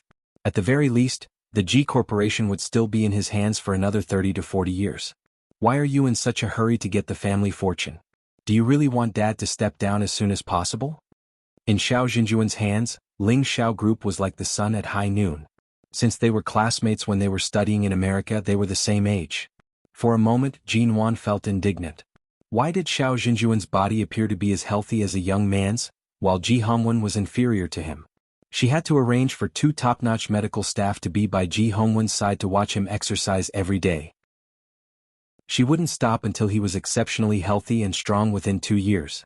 Ji Minggran yelled, "I didn't say now, because the last time I went back to the Ji family, Dad kept saying that he wouldn't leave a single cent to me in the future. I never said that I would make him give up his position now. Jean Wan, you're an outsider in the Ji family. Stop trying to sow discord here." Xiao Jinjuan coldly narrowed his eyes at the reckless Ji Minggran before turning to look at Jean Wan. "Outsider? Wan, come back with me. As long as the Xiao family is here, you'll never be an outsider." Jean Wan didn't hesitate at all. She helped Ji Hongwen back to the sofa and sat down. At the same time she stood up from the sofa. Without looking back at Xiao Jinjuan, she said coldly, Mr. Xiao must have come to the Ji family because you heard about what happened to me recently and rushed over to do something for me. I'm very grateful for Mr. Zhao's willingness to help me, but I'm sorry, I'm not related to the Xiao family at all. I have other ways to solve my problem. There's no need for you to trouble yourself. Besides, Mr. Xiao, you should be able to tell that the Ji family doesn't welcome you. You may leave. Hearing Jin Wan's words, Ji Hongwen suddenly looked up at her. Xiao Jinjuan wasn't surprised, but he obviously didn't expect that Ji Hongwen's biological daughter would still cling to the Ji family even though she was so against her. Xiao Jinjuan said seriously, in fact you've already guessed it. Since I met you twice with your sharp wit, you must have guessed the relationship between you and the Xiao family many times, but you always avoided it. I can respect your choice. After all, we haven't seen each other for more than 20 years, and you don't have any father-daughter relationship with me. I understand that, but now the Ji family is like an abyss. You won't get any benefits even if you stay. You'd better come back with me. After all, we're related by blood, and the relationship between father and daughter can be cultivated slowly. Believe me, as long as the Xiao family is here, no one dares to stand on your head and make trouble. As long as I'm alive, I'll definitely spoil you like a princess. You'll be the apple of my Xiao family's eye. There's no such thing as an abyss. I grew up here and this is my home. The person sitting on the sofa is my father, Jinwan said flatly. If Mr. Xiao had been standing outside for a long time, you should have heard Ji Mingran's complaint just now. She accused my father of favoring me since I was a child, so I've never been wronged here. As for the princess, I'm already in my 20s. How can I dream of being a princess? The Ji family used to be one of the 4 big families in High City, and I don't think it's any worse than the Xiao family. Mr. Xiao, you don't have to be so arrogant and condescending. Every inch under my feet carries my childhood memories and the warm and happy memories of my mother in the last few years of her life. This is my route. Xiao Jinjuan looked at her and slowly frowned. Wan. Jin Wan finally turned to look at him. Please call me Miss Ji. My relationship with Mr. Xiao isn't close enough for you to address me like this. Xiao Jinjuan's hand, which was about to reach out to her, froze in mid-air. After a long while, he slowly lowered his hand. He turned back to look at the door behind him and changed the topic. The police have been waiting outside for a long time. Ji Hongwen, are you still not going to throw your daughter out for committing a crime? Ji Mingran rushed to crawl to Ji Hongwen's leg. Dad, please. Before her hand could touch Ji Hongwen's leg, Xiao Jinjuan's expression turned cold. 2 bodyguards suddenly entered the door. They stepped forward and lifted Ji Mingran up without any hesitation. Chapter 662. Ji Mingran's cries grew further and further until the police car door slammed shut with a ping, finally cutting off her cries. Wan, are you sure you don't want to return to the Xiao family with me? Xiao Jinjuan turned to look at Jin Wan after it finally quietened down. Jin Wan glanced at the door. Mr. Xiao brought bodyguards here today. Is it to kidnap Ji Mingran or to forcefully take me away from the Ji family? Xiao Jinjuan's expression faltered. Ji Hongwen immediately snorted coldly. He has been despotic for too long. Back then he used forceful methods to bring your mother back home. Now that he has decided to acknowledge you as his daughter, of course he will use the same methods to take you away. Xiao Jinjuan's gaze faltered. He softly said, the bodyguards won't touch you. It's up to you whether you want to return to the Xiao family with me or not. But I still hope that you can think it through and come back with me. That time when I met you alone you mentioned your mother. I know that you are sensitive and won't easily compromise. I won't use too forceful methods. Don't worry. Jinwan did not speak. Ji Hongwen sneered. That's right. Back then Qing Lin was alone in America. There was no one to support her. She was forcefully taken away by you and no one dared to stop her. By the time I found out, everything had already happened. But Jinwan is different. The person standing behind her is Mo Jingshan. He is someone that even you, an old thing who has dominated the domestic business world for decades, dare not provoke. Of course you won't dare to forcefully take her away. Otherwise, even if Mo Jingshan turns the Xiao family upside down, he will definitely find her. Must you stand between me and my daughter and use such a method to sow discord? Xiao Jinjuan's expression turned ugly. The grudges from decades ago will be settled between the two of us. Wan is my daughter who was lost for more than 20 years. Even if you are angry for Qing Lin, you shouldn't forcefully take my child. I sow discord? Ji Hongwen sneered. The truth is right before your eyes. Do you still need me to sow discord? Because of Mo Jingshan's existence, you didn't provoke her too much, but you have long wanted to bring her back to the Xiao family. You've been thinking about this for a long time. I've asked her to go back to Ji City and visit Qing Lin's hometown. I think Jin Wan is very familiar with her mother's hardships and helplessness. At Jin Wan's age, we can't fool her with just a few words. She has her own feelings and thoughts. Don't think that everyone is your employee or your puppet and can do whatever you want her to do. I don't need this daughter of mine. If she wants to leave, I won't stop her. But if she refuses to leave, she will still be my daughter. Ji Hongwen's eyes widened as he looked at Jin Wan and Ji Hongwen. You're right, Jin Wan, Ji Hongwen. You can't fool her with just a few words. She has her own feelings and thoughts. Don't think that everyone is your company's employee or your puppet and she can do whatever you want. Xiao Zhenjuan placed one hand behind his back. Ever since he entered the Ji family's home, he had been standing there with his back straight.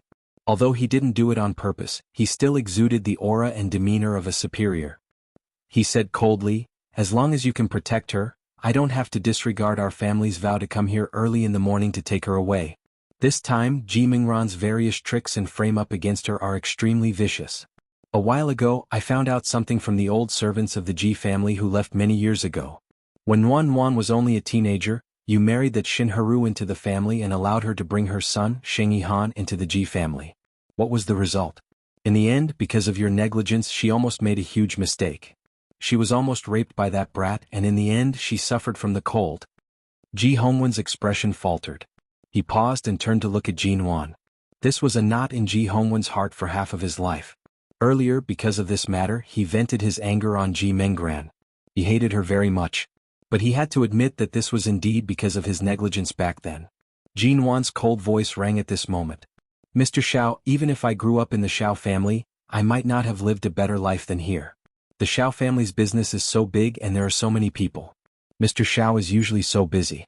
Can you guarantee that you won't be negligent? The grace of raising someone is greater than the heavens. You're nitpicking at my father's efforts all these years.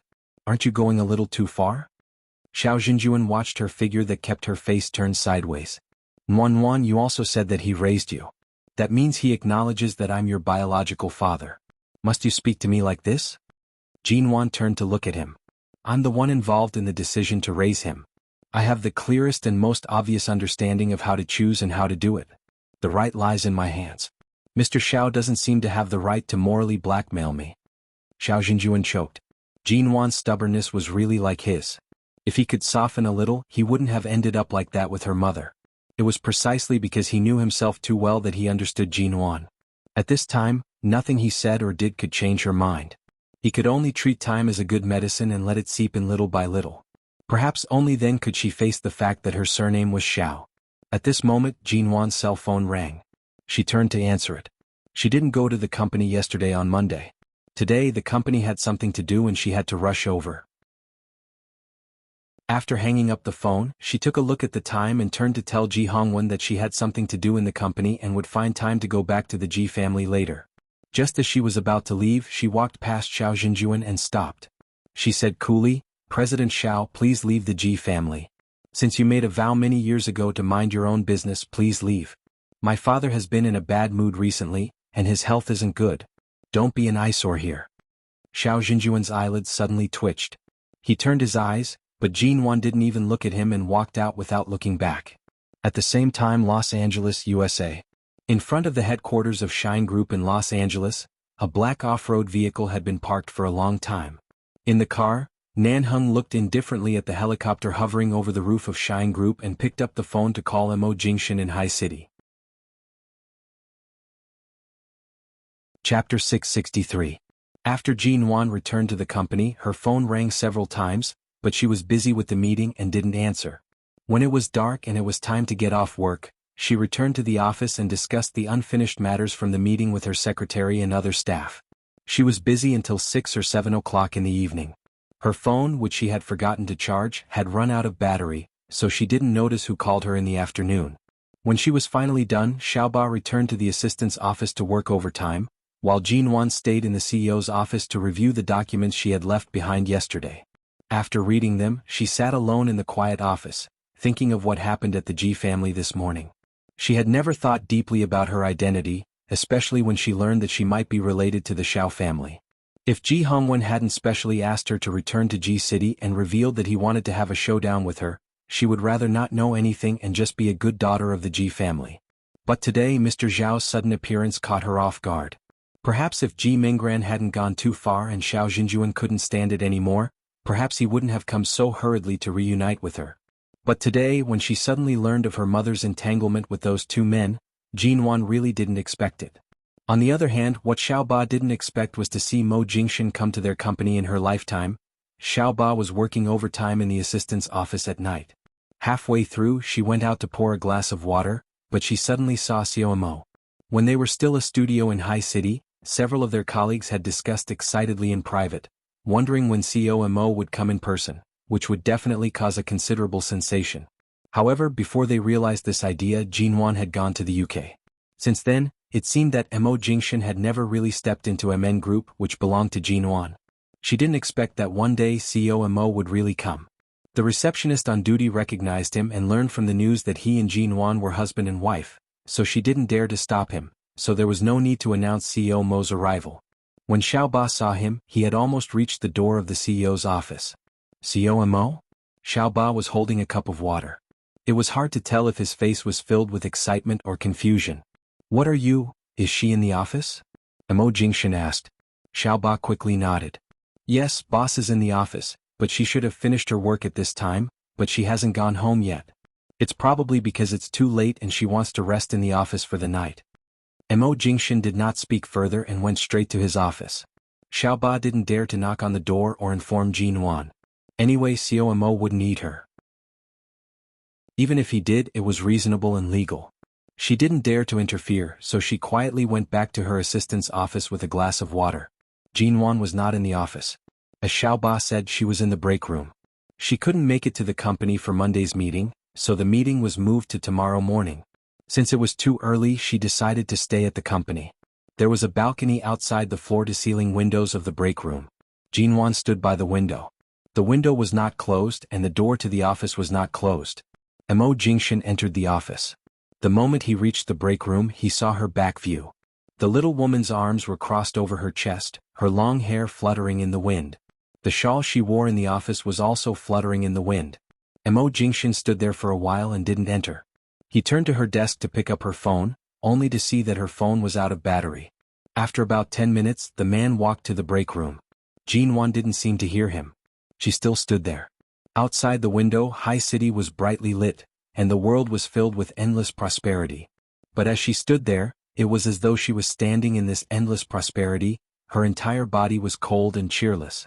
It wasn't until Mo Jingshan approached that Jinwan heard him and turned around. She suddenly looked at him and blurted out, "How many times did my phone ring in the afternoon? Were you the one who called?" With that, she closed the window. After all, standing here for a while, the wind was indeed a little cold. She turned to walk out. She didn't plan to stay in the break room any longer, but the moment she brushed past the man, he reached out and held her wrist. Feeling the coldness of her hand, Mo Jingshan's brows furrowed. High City's weather is gradually getting colder. Why aren't you resting after work? Why are you standing by the window in the cold wind? Jinwan's hand was indeed cold, but she was wearing autumn clothes and had a shawl on, so she wouldn't catch a cold. However, her hand was indeed very warm when held by him. She didn't turn back to look at him, only saying, "It's not cold. Being in the wind for a while will keep me awake." The man didn't allow her to return to the office. He pulled her back to his side and touched her face with his other hand. It was also cold, but thankfully the coldness was only on the surface of her skin and wasn't a big problem. There was a clock on the wall in the break room. Jinwan glanced at the time. "It's so late. Why did you come to my company?" He didn't look at the time but lowered his head to look at her. "Did you return to the Ji home in the morning?" Ji Minggran was taken away by the police? Mr. Xiao also went to the Ji home? As expected, nothing could be hidden from him. Regardless of whether it was his guess or everything was within his expectations, there didn't seem to be anything to hide. Jinwan lowered her head. "I don't want to talk about anything related to the Xiao family. Ji Minggran's matter has finally come to an end. I've worked all day and am very tired. If you don't have anything else to do, I'm returning to Los Angeles tomorrow. Have a good meal with me tonight, and The man's abrupt words caused Jinwan's expression to falter. For a moment she forgot to pull her hand out of his. Seeing Jinwan's startled expression, Mo Jingshan lowered his head to look at their intertwined hands. He didn't let go and instead held her even tighter. Let's go to your company and find a random restaurant. You haven't eaten tonight. Let's go eat together? Jinwan finally returned to herself. She was about to pull her hand out of his but couldn't. Oh, then let's go eat. But can you let go of my hand? Mo Jingshan didn't release her hand. He watched her and chuckled lightly. It's rare for me to have a chance to pick Mrs. Mo up from work and have a meal together. How could I let go of your hand? Jinwan rolled her eyes at him. Don't you want to eat? I'll go get my bag. I'll help you. Jinwan glanced at the hand he was holding and pursed her lips. Chapter 664. For a man like Mo Jingshan, it took too much courage to stand by his side again. She had to give up too much. It wasn't that she couldn't do it, but Jinwan picked up her bag and went out with him. In the elevator, she lowered her eyes to look at the ground. Her eyelashes hid the shadow in her eyes. In fact, it also took courage to watch Mo Jingshan return to America. He still had an impression of the 10 years he left. To her, America was a huge shadow, but Shine's headquarters was still in Los Angeles. Mo Jingshan squeezed the hand she obediently placed in his palm. He looked at her in the mirror and said mildly, "You can't bear for me to leave? You want me to stay in High City?" Jinwan was startled and raised her eyes. No. It was impossible for Shine to move back to the country like MN Group. It was unrealistic for him to stay in High City forever. She had never thought about it. Mo Jingshan stared at her face, his thin lips curved slightly. After watching her for a moment, he said calmly, "In the next 3 years I've completely renovated and rebuilt the U Garden. If you want me to stay in High City, the condition is that you come back to the U Garden with me." Jinwan? She was surprised. U Garden has been renovated and rebuilt? He looked at her seemingly surprised expression and his handsome brows moved slightly. Didn't you dislike the U Garden's renovation a long time ago? Back when we got married, grandfather personally installed it. Neither of us participated in it. The previous U Garden is a farewell to the past. Now the U Garden is the home that I've poured all my heart into. It's just waiting for you, the mistress, to return. No? Mo Jingshan, aren't you going back to America? Although she couldn't figure out why he specially invited her for a meal before returning to America, Jinwan strangely felt that he wouldn't be returning anytime soon. But now he was talking about the U Garden. In the past 3 years he had even rebuilt and renovated their marital home, saying that the U Garden was waiting for her return. Could it be that he planned to stay in High City in the future? The two went to a Western restaurant below her company. After entering the restaurant, the waiter arranged a quiet and elegant table for them. Mo Jingshan finally released her hand and let Jinwan sit down. Most of the dishes were ordered by Jinwan. Mo Jingshan only ordered a steak, and the other dishes that were gradually delivered to the table were all ordered by Jinwan. Most of the time Mo Jingshan watched her eat. The portion sizes in this restaurant are very small. Do you think a small piece of steak like yours will fill you up? Jinwan picked up a piece of foie gras with a thin piece of bread while looking at the steak in front of Mo Jingshan that had barely been touched. I'm not very hungry. You're not very hungry, but you specifically came to me for dinner? Jinwan speechlessly picked up another piece of foie gras from the plate in front of her with bread, put some Western side dish leaves in it, and handed it to him. Eat this. Seeing that her words were hard but her heart was soft. She clearly did not say a single word of reluctance, yet her expression seemed as though she was afraid he would be hungry. Mo Jingshan smiled and accepted it gratefully. He also gratefully ate the foie gras she had rolled. After that he continued to watch her eat, and in the end she couldn't control herself. Fortunately she ordered a lot and put all the food on the plate in front of him, forcing him to eat more. In autumn there were many rainy days in High City. When they left the company the weather was clearly fine, but after eating it rained. It was only a 5-minute walk from the company's main entrance. The two did not drive or bring an umbrella.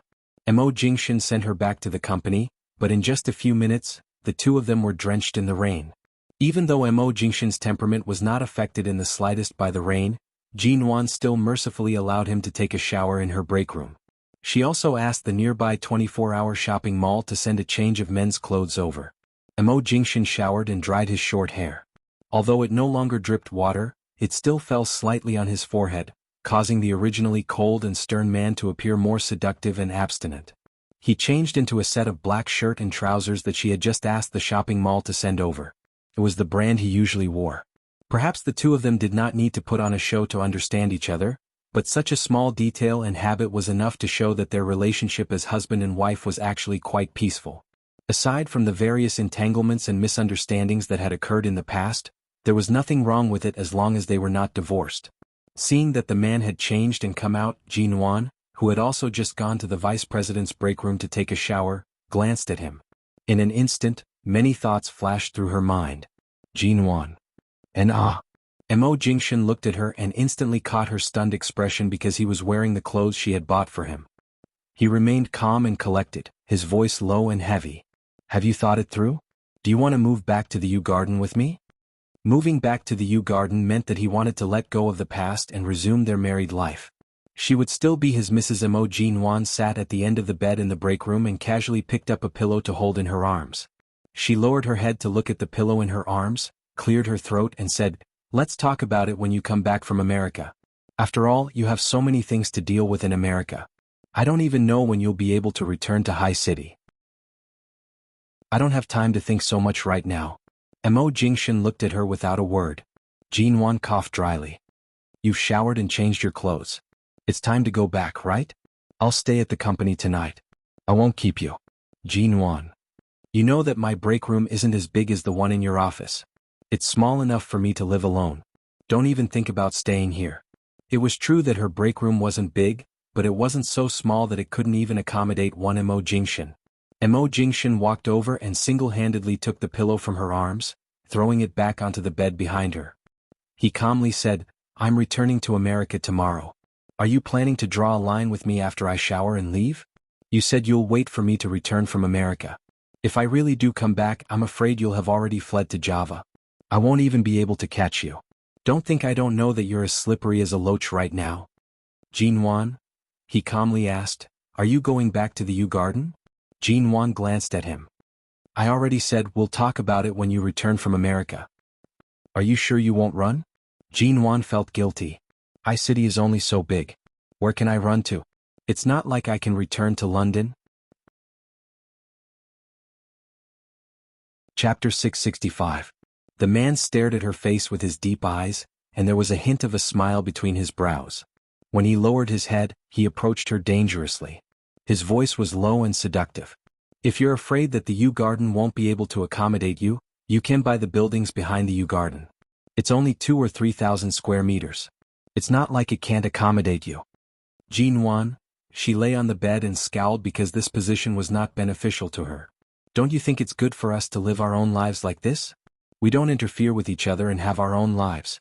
Besides, your Shine is busy enough and my MN group is also busy. Even if we live together, there's no need for us to live together.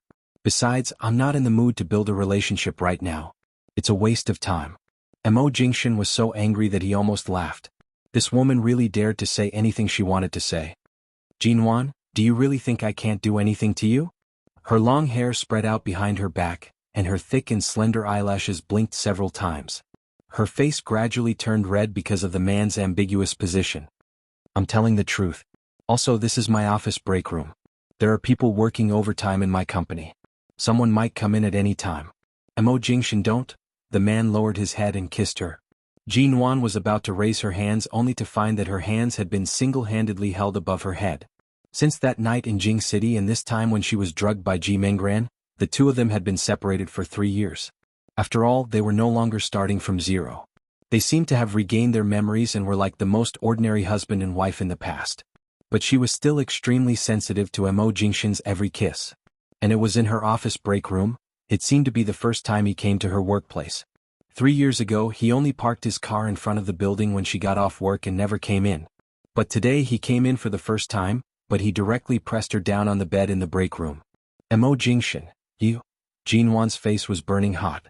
It was no different from when she was drugged. She had clearly pestered this man in Aolan International the night before yesterday. Last night she went to bed too early and didn't know how he slept. It had only been one night, but he had already come here. Just as Jin-won was feeling suspicious, the man's hand had already reached under the skirt of her business attire. "Mo Jingshin, do we still need you to worry about our relationship?" The man's voice was right by her lips, low and husky. Jinwan struggled to free one of her hands, but the man easily pressed it against her side. "If you dare to do it to me in my office, ugh!" Jinwan almost cried out, "Let me go." She was completely unaware of how soft her voice was at this moment, but it made the lower body of the man who was just using his hand to stir up trouble quickly tense up. He lowered his head and fiercely blocked her lips that were about to curse again. At this moment, both of them were extremely sober. They were not drunk, drugged, feverish, or having any irrational emotions. Jinwan was pressed down by him, and her tongue was wantonly invaded. She even suspected that this man had deliberately come to find her before returning to America and deliberately left an unforgettable mark on her before leaving. The man's fingers teased her until her whole body was limp and weak. No matter how she resisted, she could not suppress her body's reaction. After all, her body was too familiar with emotion. Although 3 years had made her more cautious and sensitive, just these 2 times were enough for her body to recall many things in the past, and each time, emotion spared no effort. Even though they had been entangled for who knew how long in Aolan International the night before and yesterday morning, when the man sank into her, Jinwan could not help but let out a low gasp. She lowered her head and bit down on his shoulder. "Mo Jingshan, you said you're going back to America tomorrow and that you want me to accompany you for dinner. Your purpose is to squeeze me once before you leave." "Once? It should be more than once." He moved harshly. When Jinwan raised her head to moan, he chuckled softly, panting slightly. "You didn't answer the phone in the afternoon, so I had to come to see for myself. I didn't expect all this to happen in your office, but I have to admit that it's not bad." Perhaps Jinwan was afraid that Xiao Ba, who was in the nearby assistant's office, would hear them, or that other employees who were working overtime might hear something when they passed by, so Jinwan did not dare to struggle too much. It was precisely because she was extremely obedient that the man's kisses moved from her brows to her eyelids, to the tip of her nose, her lips, her cheeks, her chin, and her fair neck. He even gradually began his own rhythm. Every deep kiss made Jinwan involuntarily bite her lips. In the end, the man had almost stripped her of her clothes, but the shirt and trousers she had just bought for him were still there. Jinwan's fingers gripped his clothes uncontrollably, and her voice was as soft as a cat's. You should hurry up." Mo Jingshan bit her ear. "Are you sure you want me to hurry up on this kind of thing?" "Jinwan, what was wrong with this man today? Usually he would take things slowly with her step by step. Why did it seem like he was cutting off all means of retreat today?" She could not help but bury her head against his neck, her tone filled with uncontrollable grievance. "Yesterday morning my entire body was so sore that I couldn't get out of bed. Why didn't you ask me if I couldn't take it? Besides, the night before yesterday, I only clung on to you because I had no choice. What are you doing now? Aren't you clearly using tomorrow's return to America as an excuse?" The man chuckled softly. "Now that your wings are so firm, do you think I would dare to bully you? Then what are you doing now? We're husband and wife. What do you think I'm doing?" Jinwan sobbed softly because of his sudden action of lowering his waist. "Even if we didn't divorce after 3 years of our relationship, it's no different from a marriage of convenience. It's just that we're husband and wife in the eyes of the law, but in reality, this is a marriage of convenience?" The man's breathing became heavier and more chaotic as he lowered his body. However, he also became more languid. "Isn't this the true meaning of being husband and wife? This time it doesn't count." The man was probably very satisfied with her hoarse and low panting voice. He leaned down by her ear and bit her earlobe, speaking in a low and heavy voice. "Jinwan, it doesn't matter if you admit it or not. You're destined to be my woman. You can't escape even if you want to." Jinwan's knuckles turned white from gripping his shirt. Her eyes gradually became misty from sweat. The man used his fingers to stroke her eyelashes and eyes, then reached out to help her lift her sweaty hair that was stuck to her cheeks. Jinwan took the opportunity to raise her head to bite his hand. However, she heard the man chuckle above her head. 3 years ago you didn't have this habit. Recently, I realized that whenever you can't take it anymore, you like to bite others. You like to bite me so much?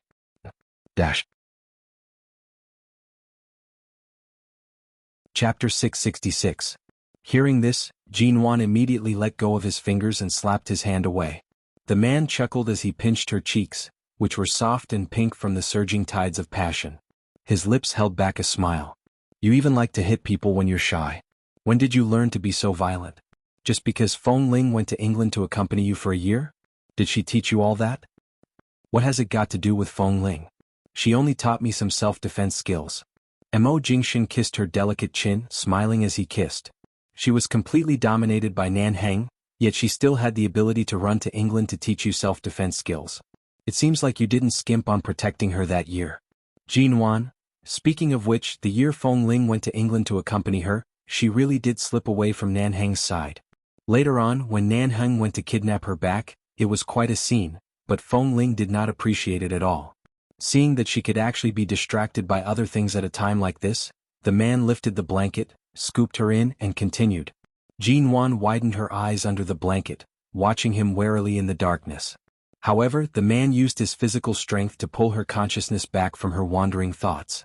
She was completely unable to think about anything else. In consideration of Jinwan's overexertion last night, Mo Jingshan did not torment her for the entire night. However, in the end, Jinwan was still extremely sleepy. She closed her eyes and lay motionless on the pillow. The man held her, lying with her on the bed in her office break room. His nostrils were filled with the fragrance of her hair. Mo Jingshan slept like this tonight. The next morning, when he opened his eyes, the first thing he saw was the woman's porcelain-like, clean skin buried under her long hair. She was still in a deep sleep and her breathing was even. She had woken up once during the night, but he had hugged her and coaxed her back to sleep. Right now, she was obediently leaning against his chest, sleeping especially peacefully. Mo Jingshan glanced at the time. It was already past 7 in the morning. Looking at the sleeping face of the woman in his arms, he had no time to think. He directly held her chin and kissed her. Jinwan was awakened by the kiss. She opened her eyes with a frown, only to see the man's handsome face in front of her. She closed her eyes again and tried to turn over to continue sleeping, but the man did not let her move and only left lingering kisses on her lips. Jinwan was kissed awake and raised her hand to push against his chest. Mo Jingshan. Aren't you going back to America today? She was still very sleepy. Yes. She asked in a hoarse voice, what time is it? 7:15. Hearing the time, Jinwan opened her eyes again. Today the company had a Monday morning meeting which would start at 8 o'clock. If she got up to shower and tidy up now, she most likely wouldn't even have time to eat breakfast. If she continued to sleep, it would be too late. But last night, even though Mo Jingshan had let her go in the first half of the night, she was still very tired and sleepy. She grumbled and hugged the blanket as she turned over on the bed. I'll sleep for another 2 minutes. I'll wake up in 2 minutes. Mo Jingshan. He turned the woman who was still hugging the blanket over and kissed her again without hesitation. Jinwan had no choice but to open her eyes and look at him in confusion. What are you doing? Get up. We'll go to the meeting after breakfast. Jinwan rolled her eyes at the ceiling. Are you sure you're going back to America today? Why do I feel that you're even more free than me? It's not like I'll miss breakfast. The man said indifferently, I'll go back to the company after watching you eat breakfast. My flight is in the afternoon. Don't tell me you're so shameless that you want me to send you off? She strangely felt that this man seemed to have the intention of packing her up and taking her to America. No need.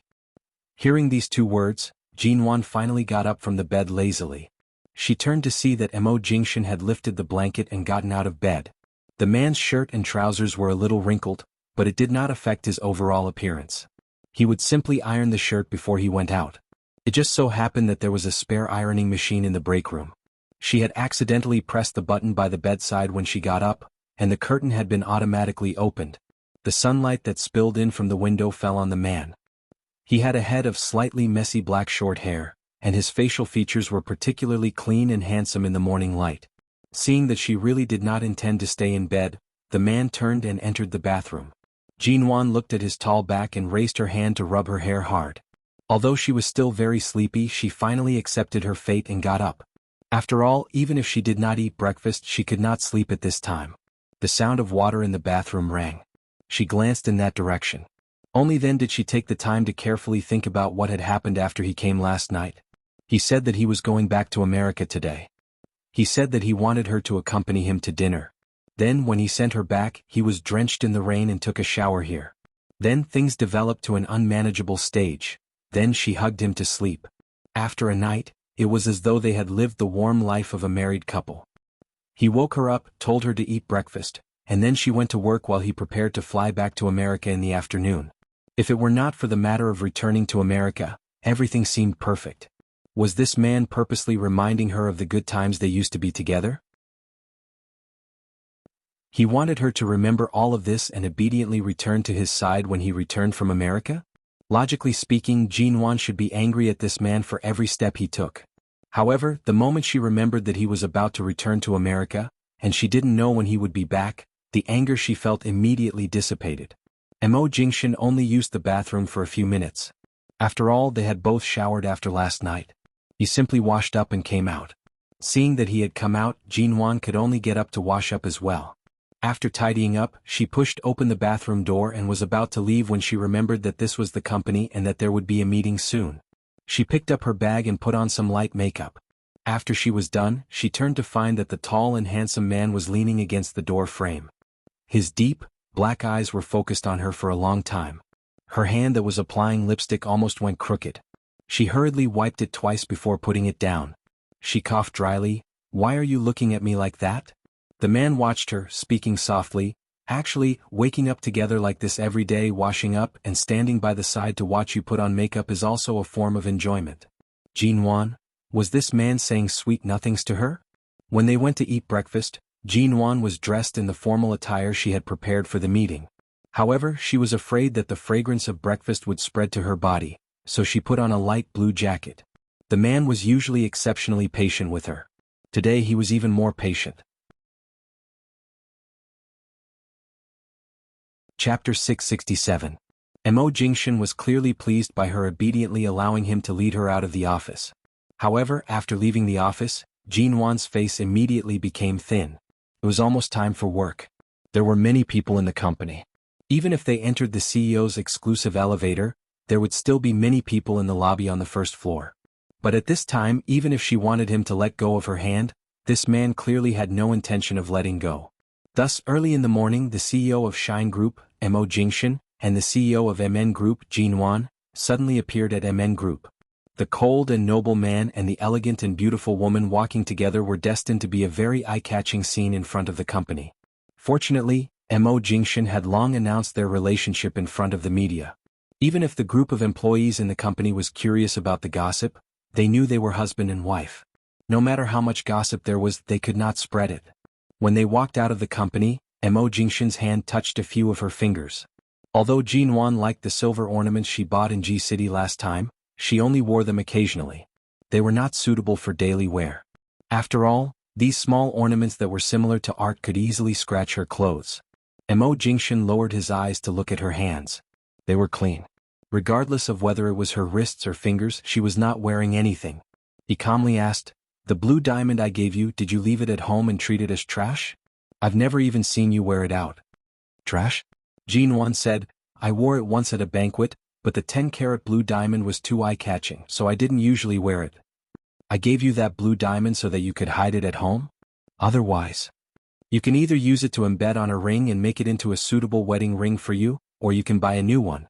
Jinwan, when they were together, Mo Jingshan rarely bought gifts, but this man seemed to be keen on buying gifts for her now. Or he was keen on letting her wear his ring. The breakfast shop downstairs of the company was also very close. After a simple breakfast, Jinwan hurried back to the company because the meeting was about to start at 8 o'clock. Mo Jingshan looked at the empty bowl opposite him and stood there, not in a hurry to leave. The waiter of the breakfast shop came to take away Jinwan's bowl and chopsticks.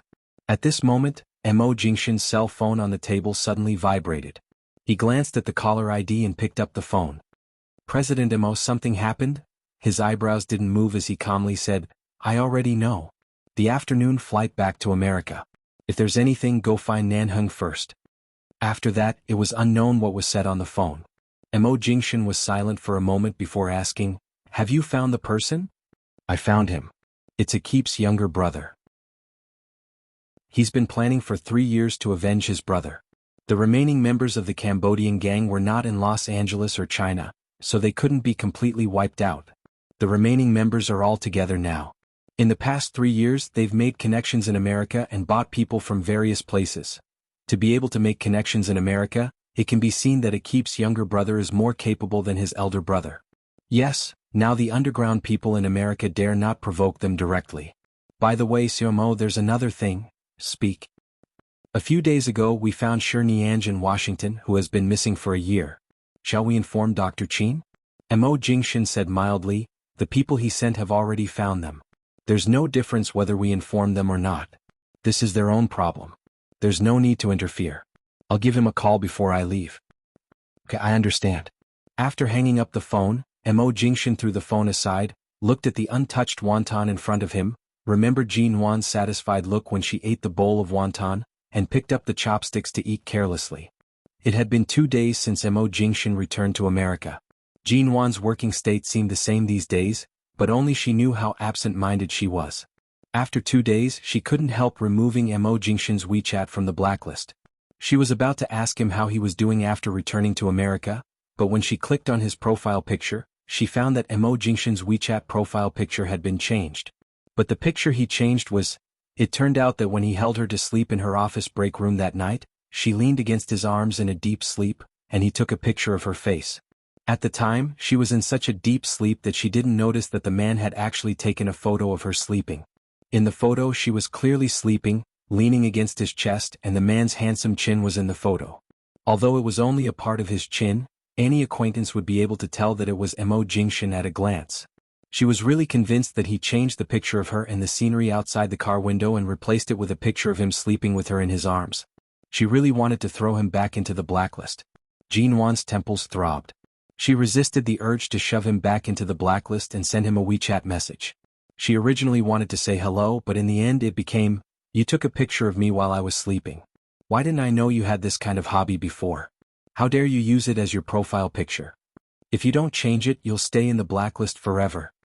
After sending the message, half an hour passed, but she still didn't receive a reply. Did Jin Wan think that he might not receive the message after she pulled him out of the blacklist? Or was there something wrong? She thought for a while and waited for another half an hour, but there was still no reply. She could only send a black face emoji.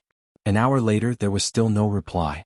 Jin Wan finally realized that maybe Mo Jingshin didn't have time after returning to America, or maybe he changed to another phone. Or, since she put him on the blacklist, he hadn't used WeChat again? Since she registered this thing for him, it was rare for her to take the initiative to send him a message, but as long as she sent it, he would definitely reply, and it wouldn't be long before he replied. Was he too busy? It had been so long. Jin Wan couldn't take back the 2 messages even if she wanted to. She could only stare at Mo Jingshin's profile picture, looking at the way she leaned in his arms while sleeping. She couldn't be more disgusted with herself, but no matter how she stared at it, the profile picture was still there. She was very clear about what she looked like during the day. But she never knew that when she lay in the same bed with Mo Jingshin, or even fell asleep next to him, she would look like this. Warmth, sweetness, and even dependence that she seemed to have long been accustomed to in her sleep. Dependence without any grudges. Chapter 668. 2 days later, Jin Wan sent the message.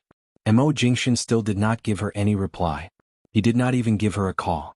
Jin Wan went to a nearby province for a business trip and was about to return to the company when she suddenly received a call from Xiao Lui.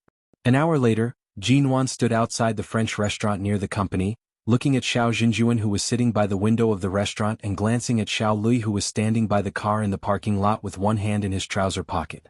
She walked to the parking lot. Seeing her, Xiao Lui raised his eyebrows at her. It's not that I don't want to let you go. It's just that my father hasn't been eating or sleeping well these days. He wants to see you but is afraid that you won't see him, so he asked me to find a way to ask you out. He wants to talk to you. When did you know I was your sister? Jin Wan didn't say anything, but after all, Xiao Lui was good to her. She couldn't be hostile to him, so she asked him directly. Xiao Lui raised his eyebrows, put one hand in his trouser pocket and chuckled. What do you think? Did you know I was your sister when you suddenly kidnapped me to the villa halfway up the mountain? Xiao Lui looked at her for a moment and said, it was just a guess. My father didn't know about your existence. Later, a relative of an old servant we hired, who used to work for the Ji family, accidentally mentioned these things. My father became suspicious of your mother's marriage to the Ji family. After a series of investigations, he found out your birthday and suspected that you were not Ji Hongwen's biological daughter.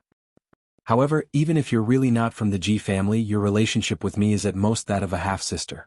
I don't have any feelings for a sister like you who appeared out of thin air, but you happened to bump into my gun. When I was about to take Nianj away, you saved the little beauty that I yearned for. Tell me, when I know that you might be my sister, what should I do? Xiao Lui said as he took out a cigarette and put it in his mouth, but because Jin Wan was standing too close to him, he didn't light it. He just looked at her roguishly. Although I'm really annoyed by you, I can't hurt you. At that time, I had no choice but to take you away and ask the servants in the mid-mountain villa to give us the few strands of hair you left on the bed. I took them to do a paternity test and confirmed that your surname should be Xiao. If Mo Jingshan hadn't appeared and taken you away after I investigated your background, I'm afraid I would have taken you back to the Xiao family at that time. Ashes to ashes, ashes to ashes. If I handed you over to my father, I would have a lot of peace. So, when we were in Beijing, you helped me because I'm your sister? What else? With a cigarette in his mouth, Xiao Li narrowed his eyes and said with a faint smile, "If you weren't my sister, why would I bother you? I've never been interested in women. If you weren't my sister, I wouldn't care if you were Jin Wan or Ji Lung. Even if you were swallowed by Rong Cheng, I wouldn't say a word." Jin Wan? So, if I don't feel grateful to you, won't it be too much? Xiao Li snorted. You don't have to be grateful. We'll be a family in the future. I'm your brother. Just do your duty as a sister.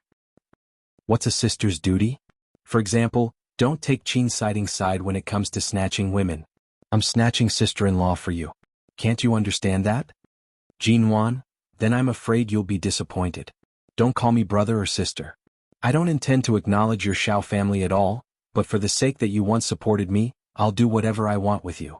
As for your father... Jin Wan paused and turned to look at Mr. Xiao in the dining room. Xiao Lui was not dissatisfied with Jin Wan's coldness. Xiao Lui wasn't dissatisfied with Jin Wan's coldness and just smiled indifferently. I understand. He was unkind to my mother, but he loved your mother deeply for so many years. He asked for it. If I weren't a son of the Xiao family, I wouldn't have stayed in China, but now I have the responsibility of the Xiao family, so I can only do my duty as an elder brother. As for the rest, I respect your choice. The reason why Jin Wan agreed to come today was that when she was in the Ji family, she had summed up her mother's life in a few words, and she was unwilling to accept it.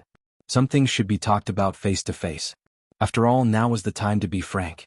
Jin Wan turned into the dining room. Xiao Xinjuan still remembered that the last time he invited Jin Wan out for dinner alone, Jin Wan's attitude was not very kind. This time, when they met again after her parentage was revealed, Jin Wan was so calm that Xiao Xinjuan couldn't understand her. Mr. Xiao. Jin Wan sat down in front of him without greeting him, put her bag aside and said flatly, I'm willing to come to see you because I gave birth to you, but that's all there is to our relationship. I hope you can understand that I'm the daughter of the Ji family. My surname is Ji. In addition, please don't disturb my father in the future. Please remember your vow not to offend the Ji family. Seeing Jin Wan straighten out her role and attitude as soon as she sat down, Xiao Xinjuan didn't speak for a while, and Jin Wan didn't need to say more. I know you blame me, and I also know that your mother died because of severe depression, but just like Ji Hongwen said, if she didn't have this feeling for me, she wouldn't have struggled for so many years, and in the end, her body wouldn't have been ruined. Xiao Xinjuan sighed softly. Your mother was as beautiful and outstanding as you are when she was young.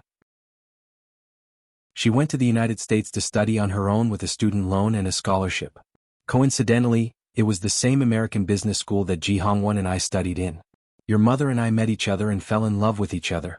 It was a very romantic process and we went through a lot of hardships, which made your mother and I even more loyal to you. However, decades ago, my father and grandfather were in charge of the Xiao family. They used all kinds of means to force me back to China. In order to ensure your mother's safety and that she could finish her studies in the United States safely, I had no choice but to marry another woman arranged by my family. Chapter 669. Jin Wan smiled coldly. What's the point of telling me this? You might as well tell my mother after you die. Xiao Xinjuan nodded. Of course I'll tell her, but I don't know if she will give me this chance and listen to me. He sighed. Ai knows that there's something on my mind and has always been unwilling to completely take over Ling Xiao Group. If there's a day when I can completely let go and no longer have to be responsible for the family and the business, I will definitely go see your mother early. Jin Wan was still expressionless. She picked up a glass of water on the table coldly, took a sip, and then looked at Xiao Xinjuan in front of her. Mr. Xiao, I'm not interested in when you want to die or when you plan to hand over the family business to Xiao Lui. It has nothing to do with me. Xiao Xinjuan sighed with a smile. Before I met you this time, I had drawn up a contract to change the company's property rights. The Ling Xiao Group, including half of the Xiao family's property, will be transferred to your name. Yi has no objection to this. As long as you sign it, half of the Xiao family's property will be yours. Jin Wan immediately smiled and gently played with the glass of water in front of her. Do you think I lack money? Of course not. Not to mention that the Ji family and the Mo family are your biggest backers. Even the MN Group under your name is now a force to be reckoned with among Chinese enterprises, but what's yours is yours. I've owed you and your mother for so many years and didn't even know of your existence for more than 20 years. I'm just trying to make up for what I owe you. Although I know you won't appreciate it, the contract to change the property rights has been set. This is my kind intention. Jin Wan still just smiled coldly. She couldn't accept his kind intention. I know you have deep feelings for the Ji family. I won't force you to break up with Ji Hongwen, but Nguyen Wan, I hope you won't only listen to one side of the story. If your mother hadn't been ill, she would never have married Ji Hongwen. She has always been very rational. How could she get pregnant and marry another man just because she lost control of her emotions? Xiao Zhenjuan looked at her face and said, she had encountered too many things since she was young. I believe that when you returned to Ji City, you already understood some of the situation. I also went to Ji City before and found out about the things that she didn't even know until her death. Later on, I specially investigated your mother's background, but her family had already left the country decades ago. In the vast sea of people, no matter how much money and power one had, it was impossible to find her real relatives. Moreover, she had already passed away, so there was no way to find someone to verify her blood relationship. Ji Hongwen and I kept saying that we loved her, but in fact, we didn't even do the most basic thing for her. Back then, when she broke down emotionally, Ji Hongwen took her away. He could have used any other method to help her, but in the end, he chose to marry her. If you were your mother, would you have married him in that situation? Jin Wan's hand remained on the cup and did not move. She only raised her eyes to look at Xiao Zhenjuan. Back then, even I was deceived by Ji Hongwen. I thought that your mother was using this method to sever all ties with me. But recently, I found out that back then, your mother suffered from a very serious depression and even developed into intermittent hysteria. It was normal when she didn't have an attack, but when it did, she became unconscious. I think that back then, when she married Ji Hongwen, it was during the period when she had an attack. She mistook Ji Hongwen for me. She did hate me, but it was undeniable that she loved me. So if she had been sober, she would never have married into the Ji family. Jin Wan did have some impression of what Xiao Zhenjuan said. But the impression was not too deep. She only remembered that her mother was very gentle and never hit or scolded them. However, she would often hold her and sit by the Ji family's window in a daze, looking in a direction that she did not know. There were several times when she smashed things in the room, but Ji Hongwen refused to let her and Ji Mengran in. He only said that her mother was sick and not feeling well. Then he took her abroad to recuperate and only returned 2 months later. In Jin Wan's memory, this happened at least twice. When depression developed to the stage of hysteria, it was a sign of neurasthenia and mental disorder. Ji Hongwen didn't want you to acknowledge me. Although you and your mother are indebted to him, he is also sanctimonious and doesn't want to admit his selfishness. If he hadn't taken your mother away and completely severed all ties with me, if he had been willing to give your mother a chance to explain herself to me, everything would not have developed to this point. Xiao Zhenjuan's expression was very serious. Back then we were both at fault. I can't absolve myself from the blame for your mother's depression. However, Ji Hongwen used his so-called tolerance and love to keep your mother by his side for the next few years. It was also unfair to her. Back then, when we were studying in America, Ji Hongwen pursued your mother bitterly but failed. In the end, he had no choice but to give up. But in the end, my marriage and the love and hatred that developed between me and your mother allowed him to take advantage of this loophole. Nguyen, I'm telling you all this today, not to force you to do anything to Ji Hongwen, nor to force you to return to the Xiao family. But since you already know the truth, I should explain everything clearly to you. I can't let you be biased. As your real father, I don't want to be a rapist and victim to be despised by you. Back then, when Qing Lin gave birth to you and left me with a memory, I'm also very gratified. I want to transfer half of the Xiao family's assets to your name because I don't want to mistreat you, not because of my responsibility as a father. I don't want a single cent of the Xiao family's assets. You should take it back. After hearing this, Jin Wan remained expressionless. Her eyes were calm. Xiao Zhenjuan looked at her. You still can't understand us, can you? At your age, perhaps you don't understand what fate is, but right now, I deeply understand it. The relationship between me, your mother, and Ji Hongwen is fate. There's nothing wrong with fate. What's wrong is my selfishness and my refusal to take that step forward. Back then, when I heard that your mother married into the Ji family, if I hadn't refused to see her because of my pride and temper, things wouldn't have turned out this way. Things like fate should be cherished when it's time to cherish it. If you don't take that step forward when you truly regret it, it will be too late.